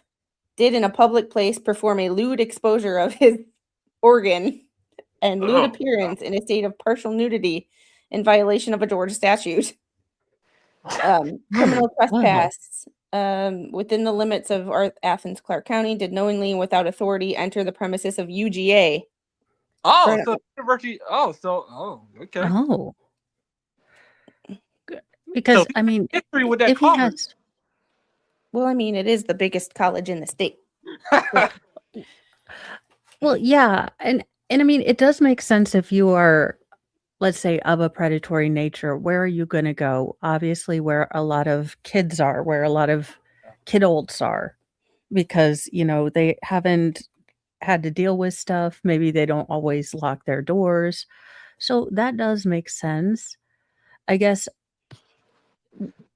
And I know we haven't seemed to get very far in the testimony, but we've spent a lot of time talking about stuff that's because she hasn't said anything that's compelling. Let's be real. We watch trials. This is our sporting event. We like boring stuff. Spade is a spade. Yeah. When it's not compelling enough to even, hold our attention, that's not. Yeah. I completely agree with you there. Yeah. It's like I started laughing. I'm like, yeah, I like boring stuff, and it's when it's not. I've never heard somebody lay it out like that, but well, because that's my son says. He's like, this is so boring. I can't. No wonder you won't meet or you don't have the numbers of Mr. Beast. And I was like, fair point. Fair point. He's like, this is boring. What do old people do? To be fair to him and to everyone in chat, old is anyone over 19. So you're all I gotta say, I'm not old. I'm still in my 20s. I watch this stuff. Well, we were born in the late 1900s. Remember that. Could that charge come from urinating in public? Possibly. Possibly, They yeah, didn't say, but possibly. and again, I don't think it's too unreasonable to just ask for facts. I would much rather, hear that. That's what pissed me off about the Uvalde case. First of all, the premise behind it, but second, that the state went out of its way to just flash tragedy at us. And that's what I worried this upcoming Colt case, the dad is gonna be. Yeah. It's just gonna be a second chance for the state to try the unaliver. My thing with Evaldi, I'm like, they trying the school, they trying him through this guy, and with Colin Gray charged with second degree. Like, why are you charging with second degree? He didn't take anyone out. He should be charged with buying a weapon for his son. You talking about the judge going to limit media recording of graphic crime scene? Why are you showing crime scene photos? Yeah. To try to pull at the heartstrings of the jury when when the facts aren't on your side, you use emotion. Well, it's like the Canada story. It was worded weirdly when I said, "Hey guys, look, this is going to be, taken by everyone. I would go look at, as this develops, what's going on." But I had like 3 people. It's not a girl, and I was like, "Yeah, it was, written a little odd, but I figured, how about I just stuff that and just, tell people about, the victims for right now. We can have a time to, pass the political football back and forth. Let's let people grieve." And Gail brings up a good point. We make fun of this, but it is or could be all relevant. And the situation, like, I like looking at the documents because I compare some of the things that they've said to, well, the documents in his past don't add up with what you're trying to pass over my head. None of his previous charges will be able to come before a jury because that's prejudice. You think like, oh, this guy has a criminal record. Obviously, he did it. So why would that come before the jury? Yeah, it's prejudicial, and if it's prejudicial for that, and it's the same reason we don't let defendants wear their prison garb, because we want to give them the best impression. I don't know. It's just it's kind of like people got mad a couple years ago when Colin Griffith, the teenager in Polk County, Florida, went on trial, and the judge said they couldn't introduce evidence that he poked his father like 18 months earlier, and it's like, how come that should be allowed? I'm like, why would it? Yeah, and it's kind of like, does it make me think that he did it and he got acquitted? Yes, but at the same time, it's like one prior bad act doesn't make you. Yeah, it's just, I think what has happened is we've had the true crimification of law, and it doesn't work like that. So you get people who come over to the trial streams because there's a true crime case that they've, watched, for forever and ever, and they're like, they know everything and they've never watched a trial. So they don't understand, oh, well, Susie told Jolene, this, and they figured this out. Well, that might not be able to come into trial unless there's a chain of evidence and things like that. So you have people who don't understand that even though, they know he's guilty from the get-go, you have to have evidence. Yeah, and it's one of those things of like people in other cases where they're like, the judge is biased. This is this. This is this. It's like the judge even agreed with Sarah Boone on some stuff. Like, you're not going to win every motion that you ever file. Like, that's not how this works. Well, I noticed that on people who don't do trials. So, like, not to pick on him because he does a pretty good job, but like the quartering, when Tyler Robinson was able to wear street clothes, he was like, the judge sides with, unaliver. And I'm like, no, this is normal. or the gag order. And I'm like, no, this is normal. Oh my God, that case is frustrating because you have so many people that think they know what's going on, and it's like, tell me you've never watched a trial without telling me. And they're like, the FBI, this and that.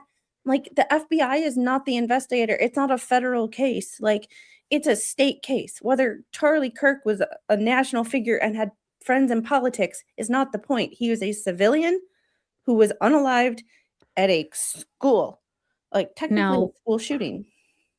Now, if they could prove that it was in service or with service of a conspiracy, so there really was a furry underground, conspiracying on. I'm just look in this timeline. I know. I'm waiting for it. Militant furries that help each other across state borders, and I know it's ridiculous, but the fact that it could be true. It's just stupid enough to be real life. Believe me, I don't know how The Onion and Babylon Bee do it, because every time I joke about a headline, I'm like, how is this even, what? Well, the thing about satire is satire is one of those things that you have to look at and be like, is it true or is it not? And yeah. And 2026 isn't even like giving us a warm up. They're like, oh, February or January. What did we have? January, what was it? Oh, we're all going to World War II or 3 or 4. And February is like, hey, remember those Epstein files we didn't have? Blood owl. Yeah. And Unhung Hero thanks for the $5 super chat. Where's the outrage for the Delphi or Zach Anderson trial? Actual biased judges. Yeah. Yeah, and I think with the Zach Anderson trial, that whole show in itself, I think people are easy on that judge because that was the same judge as Kyle Rittenhouse. And we liked him in Kyle Rittenhouse and we hate him here. You look at the judge, he got overturned before. He had the first Mark Jensen trial that got overturned because he apparently wasn't supposed to admit a letter. I also think he had a stroke between. Well, yeah, that's the thing. People can't, and that this as a creator, like you'll have a bunch of people that like your opinions, all of your opinions on one trial. And then you'll go to another one and maybe you have a different opinion, like, oh, I can't believe you. I thought we agreed, I can't watch you anymore. And I'm like, well, I'm sorry. I thought that we could agree to disagree, but God bless. And people all the time, they're like, well, I don't agree with them. I'm like, that's fine. Oh yeah, I have a lot of people who are mad at me right now because of a certain case got referred for dismissal, and I kind of agreed with the judge that it was a pleading issue, and people were pissed. I got 11 dislikes on that video. Look, y'all, I have been kicking myself for the idioticness of staying away from the Hales and Karen Reed because I know they're numbers getters. But every time y'all say, and people are mad at me and this, that, and the other, I'm like, not my monkeys, not my circus, not my problem. Yeah, I only started covering it because the dipshit lawyer decided to try to threaten me into not talking about it. And if someone tries to threaten me into not talking about something, that's one way for me to go, oh, you want me to talk about it? Now I'm going to talk about it just to make you mad. And that's kind of how I got started. And it just kind of snowballed from there. I don't watch that stuff because that's where that troll came from me from. I'm like, look, I've never seen anything about this case. I don't know why y'all come from me. I'm not even content creator. But I talk about it I read the documents and I call balls and strikes as I see them, and I don't have allegiances to one side because when nobody likes you, you must be doing something right. Yeah, that's kind of how I go at these bigger trials, like the Corey Richins one, and different things like the Uvalde. And I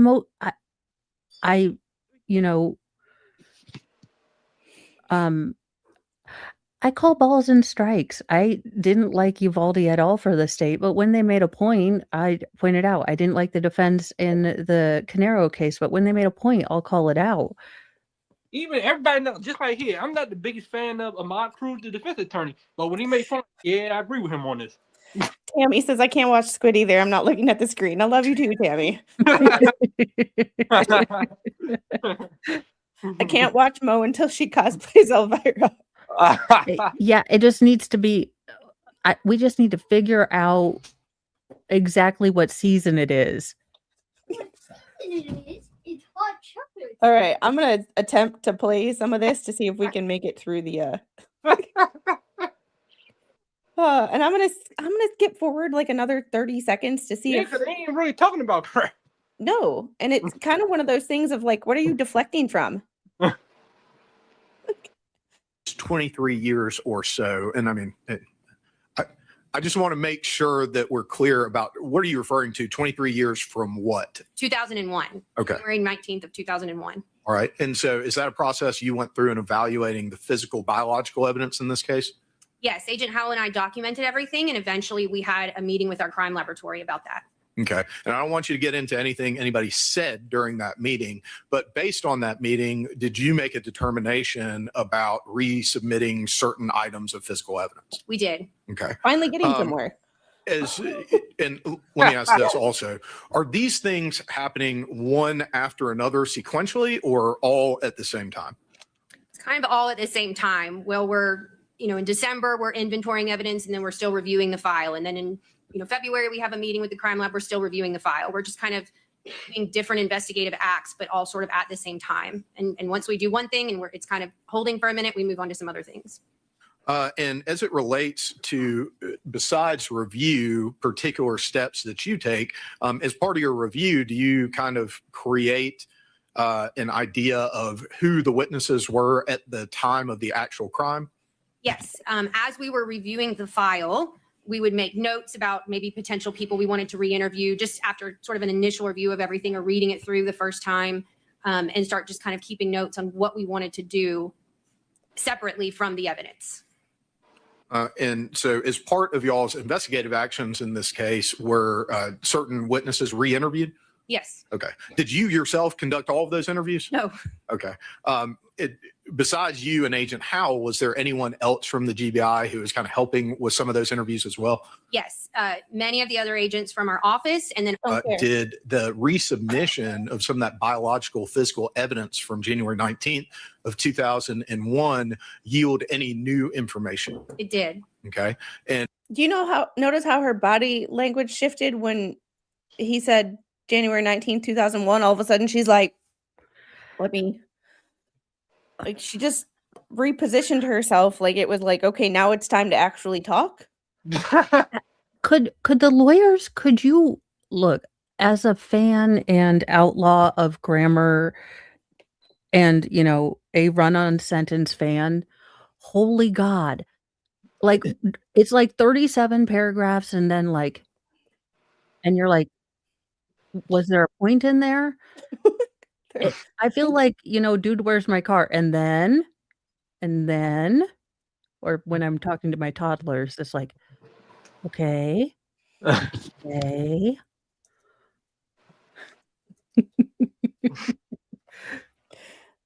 It's just that when he mentioned biological material and the date, all of a sudden she went that was interesting. I'm just like, I don't believe in like the body language. You can tell when someone's lying, but when she's just talking and then he mentions that date, she gets very either focused or uncomfortable. Well, I have noticed that the kind of more longer-winded questions seem to be when either a lawyer needs someone to say something specific, so they craft their question very carefully, or they don't know how to ask a question correctly.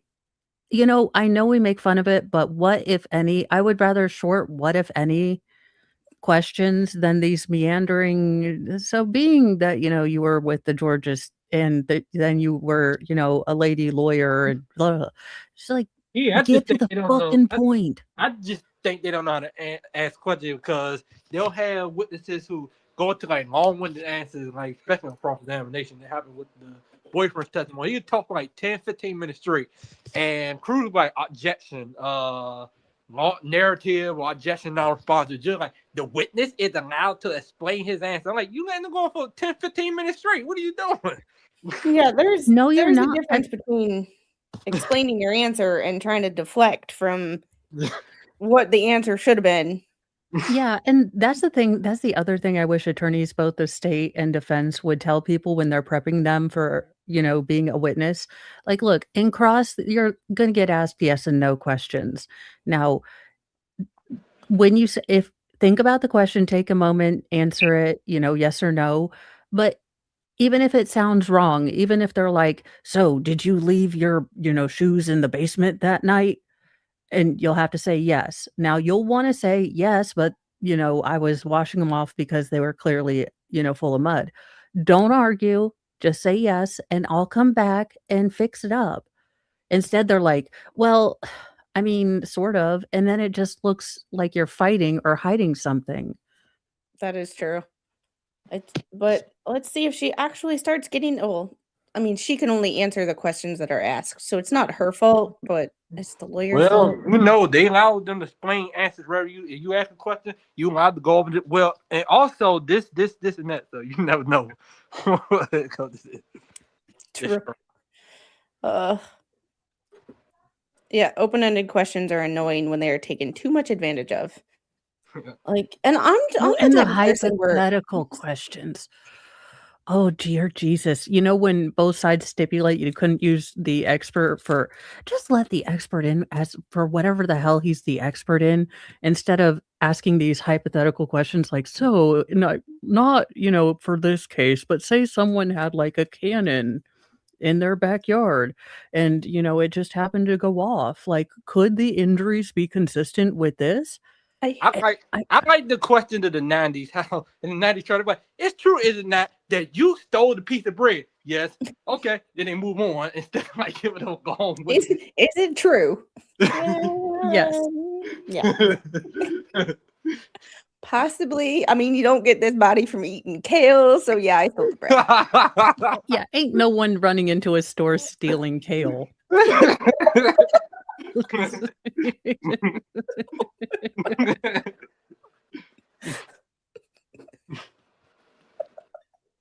Oh, highlights of today. No one running into a store. Can you imagine can you imagine if you had played the Chris Milton the hours long testimony and all the everything? And this is what this stream is for. It's a recap and to discuss what we think of the trial. It's not like I'm not streaming the trial. It's kind of like Flashfan has streamed it live, and Mo will be streaming it next week. So for those of you who want to watch the trial, this is our opinions on what we think of. It's kind of like a recap chill stream. Yes. Yes, if I wanted to stream the trial, I would stream the trial, but your girl doesn't have time. Because she tweeted personally, like, you heard of this when I'm like streaming. Like, I think I'm streaming in Courtwalk, buddy. You want to stream it? Go ahead. She like, how long will it take? I'm like, well, it's been 4 to 6 weeks. She's like, yeah, you got it. Yeah, I knew that Canero was going to be long, but then the judge kept saying we're moving at a speedy pace, which if that was his speedy, I hesitate to wonder what his slow is. And Tammy, thanks for becoming a new YouTube member. Kale is expensive. I wouldn't blame anyone for stealing it. I mean, that is true, but who actually goes, yeah, kale is yummy. No, kale is something you put in a smoothie to hide the flavor. People tell me you should drink a kale smoothie. I think I'll pass. And I think you should go buy a lottery ticket and hope for the best. All right, let's get back into this. And what information is it that you received? So on April 30th of 2024, we received, and by we I mean Agent Howell and I, received a crime lab report in reference to some DNA evidence. Okay. Okay. So I'm sorry. More about that? That's all right. And you did the right thing. And so I just want to take you back to the question there for a second. And it was. She wanted to go for about 20 more minutes, but she's like, oh, yeah. What was that about? She was like, I got a DNA report. Like, and then she strikes me as the kind of person who will only answer the questions that she is like given, which is it's kind of like line. If only the boyfriend could have been like that.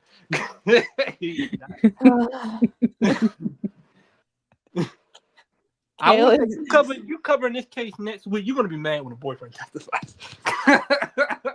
Get ready. Oh, here's me distracted trying to figure out what's in Mo's mug, a tea bag. I've been trying to figure out what the other answers to her t-shirt are. So yes, no, and bitch might be. So okay, the way you can kidnap me is be one of my t-shirt places and say you have mystery bags, because I'm gonna buy all of them. And then I forgot that they were extra large in men's, so I was like, okay. You know. It's that- marshmallows. Marshmallows. Yes.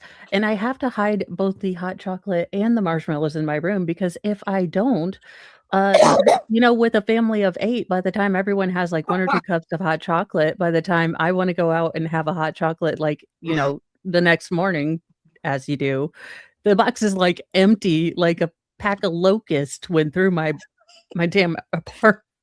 I used to keep stuff in this drawer right here, but I can't do that anymore because the little will go chocolate.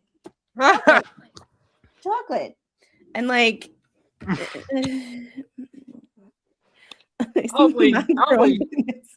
always thought there was an athlete I read about. He was the 24th of 25 kids. I'm like, that must have been brutal around the dinner table. And Sammy, kidding aside, thank you for being a member for 13 months. Baker's dozen. Kidding aside, I love you ladies. And Flashfan too. Don't forget Flashfan. They're my token dude on the channel. I'm just an observer. You are like my little brother. Mo, Flashfan has been like a ride or die on this channel, but he started and I met him in your chat. Yeah, because he was mornings, and I feel bad because I know there's a lot of stuff going on in the morning in the chat, and I can't I can't do all the things, so I feel bad because I missed so much in the morning chat. No, I met him in your chat. I was in your chat, and it was one of those days around like, what's that, late 2023. And mom, without having to rock it out and lost my mom the year previous. So I was just feeling down that day. My aunt who lived there with me at the time, she was like, I don't know. She's like, I can't talk because I'm working. So she's like, what you doing? I'm like, watching the house. She's like, pick somebody random in the live chat and just at them and say something that only you would say. Something ridiculous. I'm like, okay. I'm like, at Squid Pro Cool. Have you ever had deep fried tarantulas? She's like, no, what is wrong with you? And the rest is history. Yeah. Mo, yeah. Jeffrey has a point. Fair if you were to chat in the morning, you would never get through half your stories. Oh, believe me. I felt so bad because I have been teasing this stupid craft channel for forever, and we finally got the table thing, so I will finally actually have this going. But yeah, I get derailed so much. Dingus, what are you doing? He's like, I wanted to derail you too. Tammy, thanks for the $2 super chat. I love you too, Flashfan. Oh yeah, I did. So I ordered the cat stand that's supposed to be sit over here, so it will be coming in. I love all the distractions.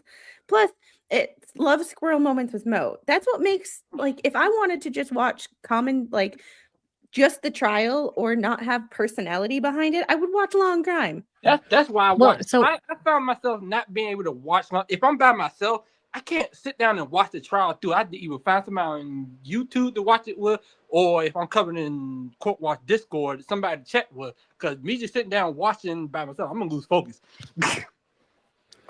Yeah, I mean, that's actually why I was glad I had the Canero and now this case before I had the Corey Richens case, because when I go into note-taking mode and it's a current trial and I'm trying to do breakdowns and everything, there's a lot more involved with it than you would think.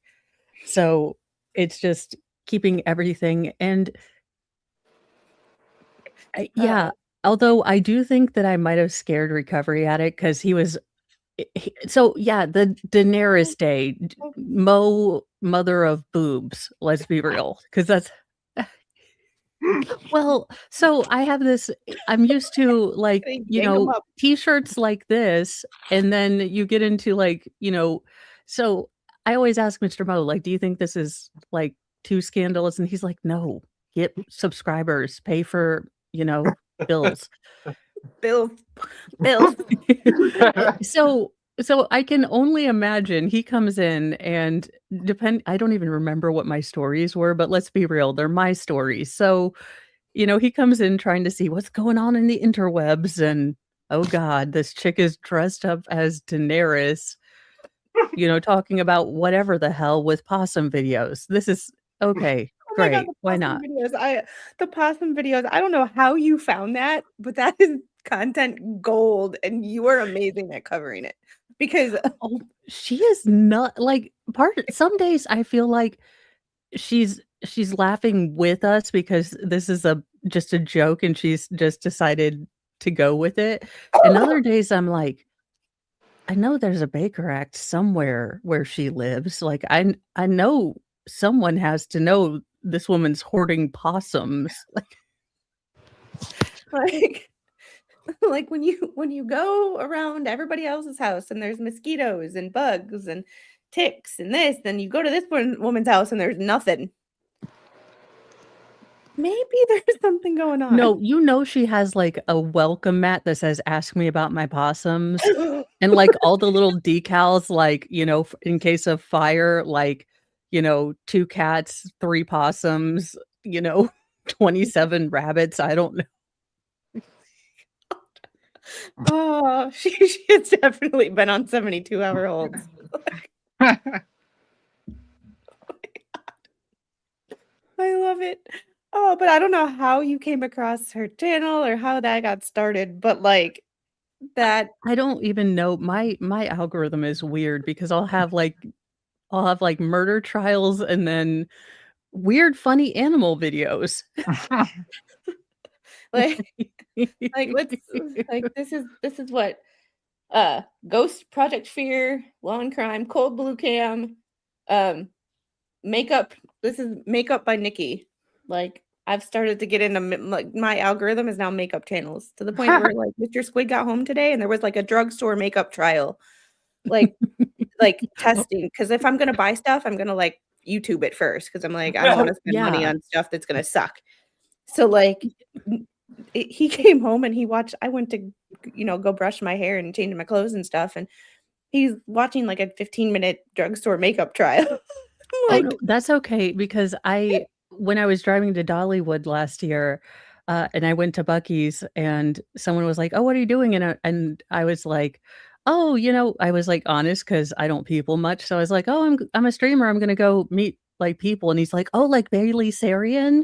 And I was like, no, I don't put on makeup. He's like, "Oh, because I watch Bailey Sarian. You should put on makeup and I'd watch you." Hey. You know what? I mean, so that crazy lady in the What the Hell's, the one who interjected herself, the bad infections girl, she apparently did a makeup trial video. And I'm like, maybe I should just talk about things while I'm doing my makeup because like that's what Mr. Mo wants me to do.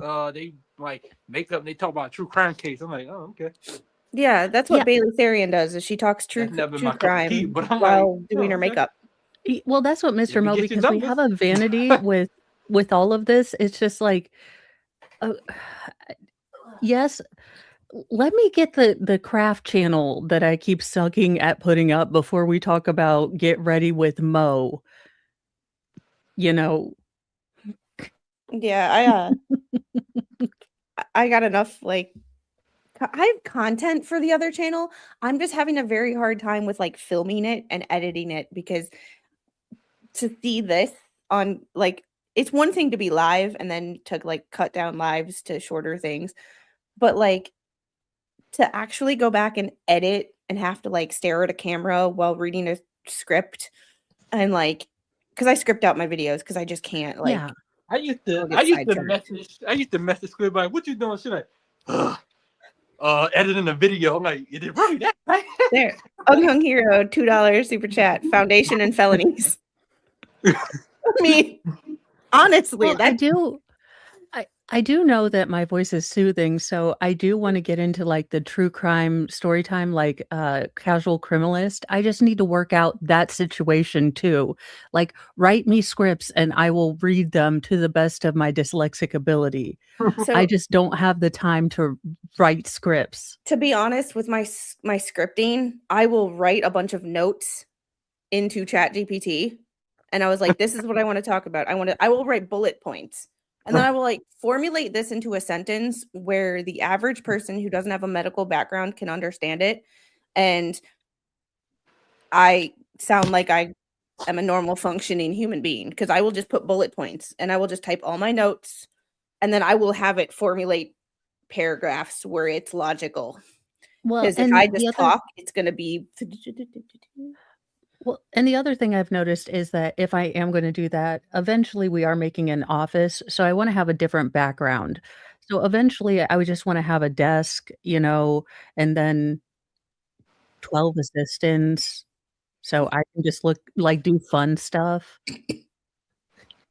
yeah, Mo in the Deep End, murder stories, sleep ASMR. Well, that's kind of what Musings with Mo, so if you're a member, 15 minutes in the morning, you get to see me without makeup on. So, and I just ramble on. That's kind of what it is. Yes, talking to my clients rather than talking down to them. Yeah, and sometimes like, I used to be good at it when I was working with clients every day, and now I get, like, medical, and I'm like that's why I just put my notes into ChatGPT, and I'm like, Put this into sentences and form it in a, like, a logical manner where my brain can't do." And that's one thing that, like, I love ChatGPT because 'cause I'll just put all my notes from my Word document, I'll copy and paste, and I'll be like, "Here's the topic. Here's how long I want the video to be. I know this is disorganized. Please organize it for me into something logical." And then I I can read through it and I can be like, "Well, we need to add, talking about this topic in paragraph 1," and it's almost like I use it as a personal assistant to organize my thoughts, not write No, for I'm people. probably gonna have it right tomorrow. I'll do Sunday shenanigans. Sunday shenanigans, shameless self-plug. We will be watching more funny body cams, but it's also a time where we can vent or ask me anything, and since it was a big request last week, chronic pain. If you want to vent, if you wanna ask questions on what I do with mine, which is meh, you know, some I days started I started or, taking a peptide, so we'll see how that works. they've got me on a new medication that's supposed to be a slow buildup.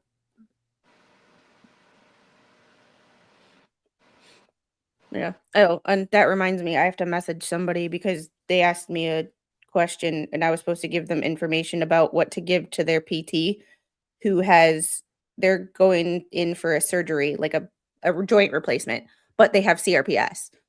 And their PT who they've spoken to has no idea what CRPS is.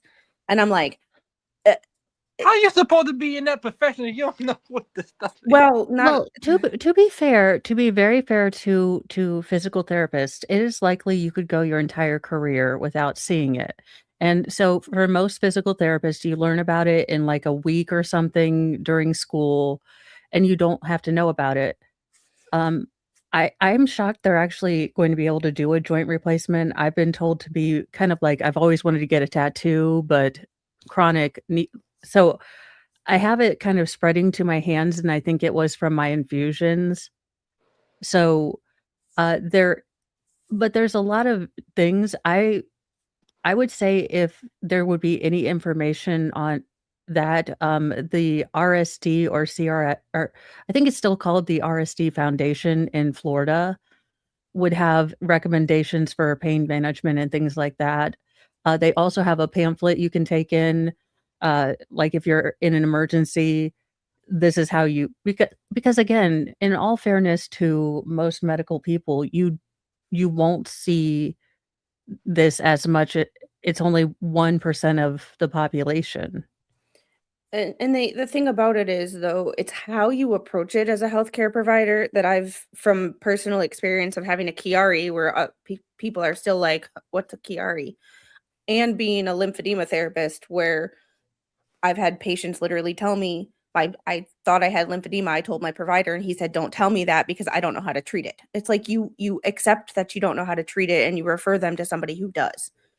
It's having the insight a bit of like, I don't know much about it, but I'm going to go home and research for you. Well, Or yeah, I'm going to and find somebody to help you, that which I well, can't do.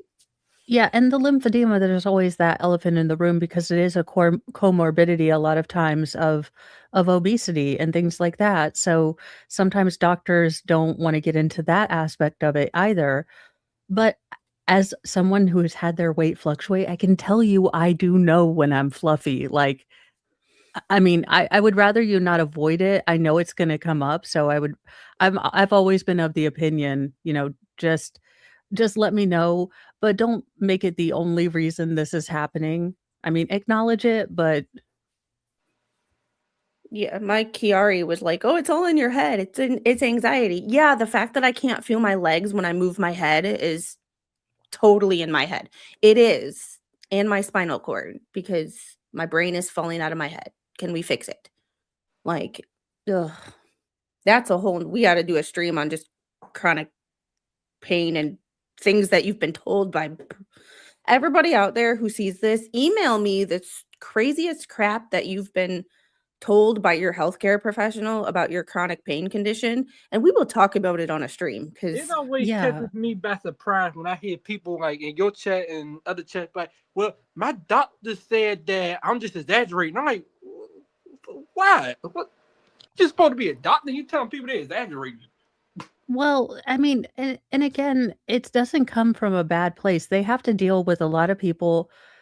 Let's be real, for, 10 years or so, for the late 90s, mid aughts, they were passing out, Vicodin like it was candy and Tylenol threes. I mean, you would go in like, oh, my back hurts, Tylenol 3, here, have some, because they didn't think it was addictive. So, also when I was in college, I was going back to school to get my bachelor's and hopefully my master's while I was working, and I was doing my in speech class. I hated public speaking class. We had to pick a thesis for the year. Mine was the opioid crisis. So I looked at like how, and I learned from talking to the nursing manager on my floor and things that Medicare changed how they got reimbursed. They went from patient outcomes to patient satisfaction. So you can have the best outcome but still be in pain. Or you can have crappy outcomes, but your pain is controlled and you're happy. And that was what doctors were being paid on, was yeah. patient satisfaction. And the best way to patient satisfaction is getting patients out of pain. And that spiraled, in my opinion, based on my research. Well, and to be fair, I have a very glossed over kind of knowledge of it. What I can say is there was a time where it was a lot easier, and now being on the flip side where, you know, I don't want to every time I go into my doctor have to do a pee test because I'm glad that pain medication works for some people. It just has always made me feel so icky and out of it that it doesn't work for me. So then doctors don't know what to do with you after a certain point. Yeesh. Yeah, and that's where I'm like, even therapy, like I did the only reason I know anything about CRPS outside of the Maya trial is from talking to you, and I did a 1 hour or 2 hour continuing ed class on a 30,000-foot view of how to treat CRPS patients and like the things you should be looking for. And their main thing was function over like making sure that people diagnosed were functional, not so much that we strengthened everything or we, did our basic, what we think of as PTOT. It's like, go Yeah, by yeah. function. Well, and I will say it's different because, having worked in a kind of assistant to rehabilitation, you know, I was so less and again, it's one of those things you don't get until you get, but when someone would say, I couldn't even walk," and I would think, "Okay, yeah, but it's like a couple steps from here to there." I didn't have that, "Oh," because, like, the first time you don't wanna go back in the grocery store because you forgot something is that first time it gets real. Like, when you're like, "Nope, I'm at my step limit. I need to get out. I need to get home." That's something that's like a little thing that you would never think about before, and it just that's the part that no one tells you about, I think. Yeah, I did a lot of neuro work, and I'd have patients tell me after, like, strokes and stuff, "I know I can walk, but I don't know if my feet are going to be there because I don't know where my feet are." And, like, you can from a therapy perspective, you can, like, understand the brain connection to the feet, like, nerves, people with neuropathy not knowing where their feet are. And it's like you can understand it, but you don't know it until you move your head and your legs go numb and you're like, "I can walk. I have the strength to walk. I just don't know if my feet are actually gonna be working because I can't feel them." Yeah, that's like the new thing lately is I can go upstairs fine, but both legs I know I've got the strength in them, but they kind of hesitate. They do this weird shaky thing. So it's like, "Oh, well, that's new." And yeah, and I can't relate to that so much, but, like, if I stand up from the uh, couch and I turn my head too fast, it's like, "The world is spinning and I'm not. What's going on?" Well, yeah, and that's why, I am doing a specific we have so derailed, I'm so sorry. It's okay. Does Well, anybody care in the chat that we haven't gotten through this thing? Because this is just a recap slash like figure out the stream, not a true. If it was a true like watch the trial, Mo probably wouldn't be here because she's streaming the trial. yeah, Yeah. I don't know anything. Like, just being honest, Mo probably would not be here because she would be like, I'm streaming the trial, so I'm just going to wait. But this is just And kind that's of why I like an try to. introduction That's to why I get your try feet wet. to.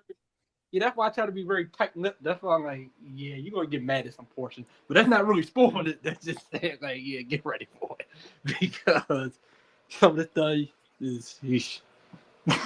Yeah, so that's why I'm doing a pain one because to be honest, this is kind of like my escape. So I I have toyed around with, sometime doing my real life, what I do day in the life, what I've had to adapt, but also that makes it real. So, when I'm dressed up and sitting in my chair, I don't have to remember that even though I have a really nice craft desk, I had to look at a, bed setup. That doesn't have to be my reality, but it also is good to talk about it too because maybe I have some ideas or things that work for me that maybe will work for you. And I feel like it's so like stigmatized, especially because you can't see it. Like it's not like you broke your leg and you're in a cast or, you know, things are going on. It's you can't see it. So when you can't see it, people discount your Well, and if you're good at masking it, if you're good at because you have adapted or you don't wanna tell everyone, y you know, good day, bad day becomes so difficult to kind of quantify because a good day is any time where I, can get out of bed, I'm not stuck in bed because those are the worst days when you're just stuck and you can't even, focus on anything. yeah, I can totally understand that. And you're giving me many ideas for the other channel as far as like short video because I was doing like series on things, but like how to tell if someone's masking pain. Like, instead of asking them because they probably won't tell you or it's stigmatized, so they don't want to talk about it. But just Well, so like from an outside perspective. we don't always want to complain too. Because you don't wanna be that one person that's always like, "Yeah, well, I'm at a 7, da, da, da." It it's not what you wanna focus on. And then you get the And people that go, well, you don't look like a 7 out of 10. And I'm like, well, what is a 7 out of 10 supposed to look like when the average person is a 0 walking around on a daily basis and I'm no less than a 2? Just well, yeah, functioning. and what I don't want to get into, yes, you saw me go to Dollywood, but that was, an entire week of me planning, okay, even though I want to stream all day, I need to be in bed this day and this Sometimes day. we try to work ourselves. We sick. I know. I was in pain. I know that it's like you did, but I was sick a couple weeks ago when Uvalde was going on, and I'm up there trying to stream and coughing, and they're like, "Why you don't go to bed?" Like, "Cuz I'm trying to get this done." That's true too. Because if you're doing a trial or a certain thing and you don't do it, then you get behind and you're like, Yeah. now I'm overwhelmed because I'm behind, and it's Yeah, it's just a thing. it's a lot, and I don't it really is one of those things that you can try to empathize, but you don't get it until you get it because it's one of those things, and that's why, like, I'll It's like have being family pregnant. You can empathize and understand what someone is going through, but you don't actually know until you get pregnant. Yeah, and it's the other thing of the good days and the bad days that people don't get, like, and that you can learn how to stack the odds so you can have a good day, like, if "Hey, we're having a big family get together," okay, well, then that week I have to be extra careful, I can't be, stressed out, I can't be cleaning up, I'm gonna have to be Totally. Totally. Like, it's not as bad now since my surgery, but, like, for obvious reasons, but, like, things are like, I had cysts in my spinal cord that we don't know how long they were there, and no one has decided that a follow-up spinal MRI is a good idea to see how much damage is done permanently. that Like, would be Yeah, and then but you also you get to a point where you've been to so many doctors and you're like, "Fuck it, I don't care." Like, I know I know this weird now. I don't need some idiot to, sit there for an hour and a half, fill out his stupid forms, and then he comes in, "So, tell me about yourself." No, I filled out the forms. You made me sit in the office for 15 minutes beforehand and fill out these stupid ass forms, and then I had to fill them out on your stupid ass website. So how about you read the stupid ass forms that I filled out in duplicate? Yeah, I'm not a nice patient anymore because or you walk in and you're like, they're like saying something. I'm like, tell me you haven't looked at my chart without telling me. yeah, like, how's your fibromyalgia? Well, it's cured because I don't have it. Never had I have myalgia, but it's like I've never been diagnosed with that. I think you have me confused with somebody else. It's like Well, it's not even limited to chronic pain. That's like healthcare providers.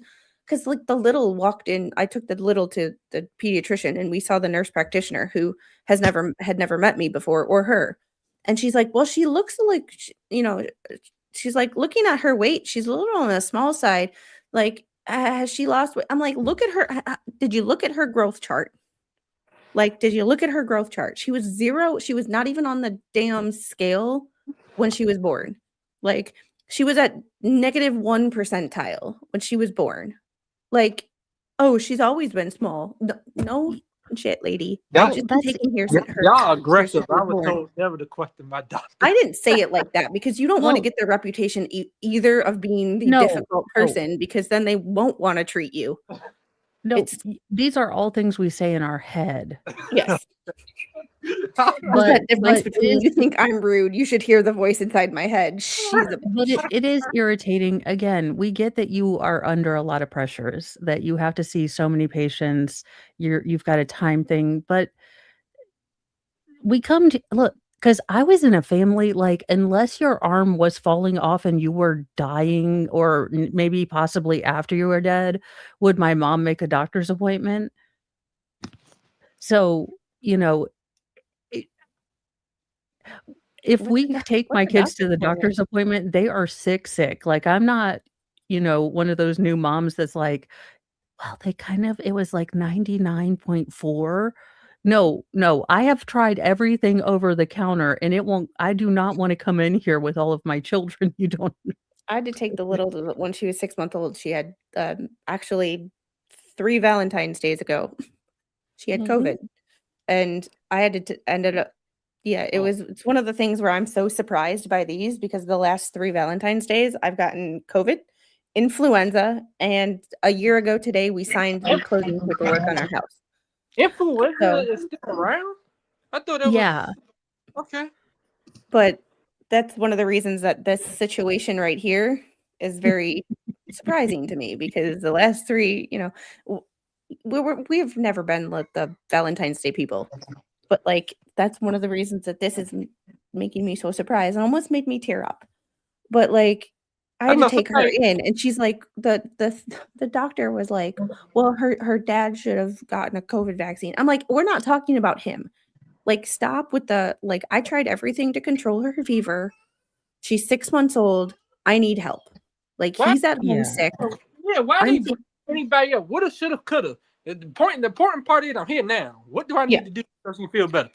And it was like, oh my God, I remember when so this wasn't like I got the coof like 2021 and and the schools were just then coming back in and legitimately my kids' schools were like, well, can you be isolated? I was like, I guess I'll just have them weld me into my I'm like, isolated. No.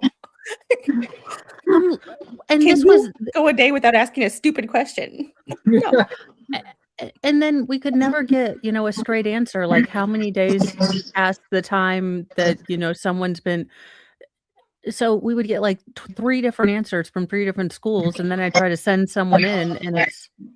And Unghung Hero, I don't know how I missed this super chat, but I've discovered OTs are that way, or OBs are that way when it comes to figuring out why recurrent miscarriage happens. Had to demand referral to a specialist. Like, yeah. Lymphedema is horrible and makes you feel hopeless because there's no real treatment for it beyond compression and massage. Yeah, I have my whole. I keep this on my shelf. Ooh. So I need to dive back into it, but I keep that on my shelf. But I hate to end this conversation because we could sit here and talk about this all day long, but it's been almost 2.5 hours. I got to get back to life, and I'm sure everybody else does too. But we definitely, you have it in both legs. I have things.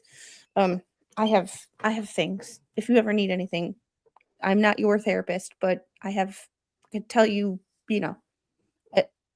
I could guide you in a direction because I value my license, and yeah. I made me laugh while you stream. Ooh, yummy. But so hold on one second. I have to change. Hold on, Flashfan. There we go. Yeah, I have backgrounds, but I didn't have them set up before. People were acting like, "What are you gonna do for Valentine's Day?" I said, "Nothing. I'm gonna stream and probably go to sleep. I'm eating shrimp scampi for dinner. That's all I'm doing." They're like, "You don't have I'm gonna take a nap." Nope. Like the Mr. Squid's birthday is on Monday, so he's working. But I'm like, generally, what do you want for your birthday? Quiet time.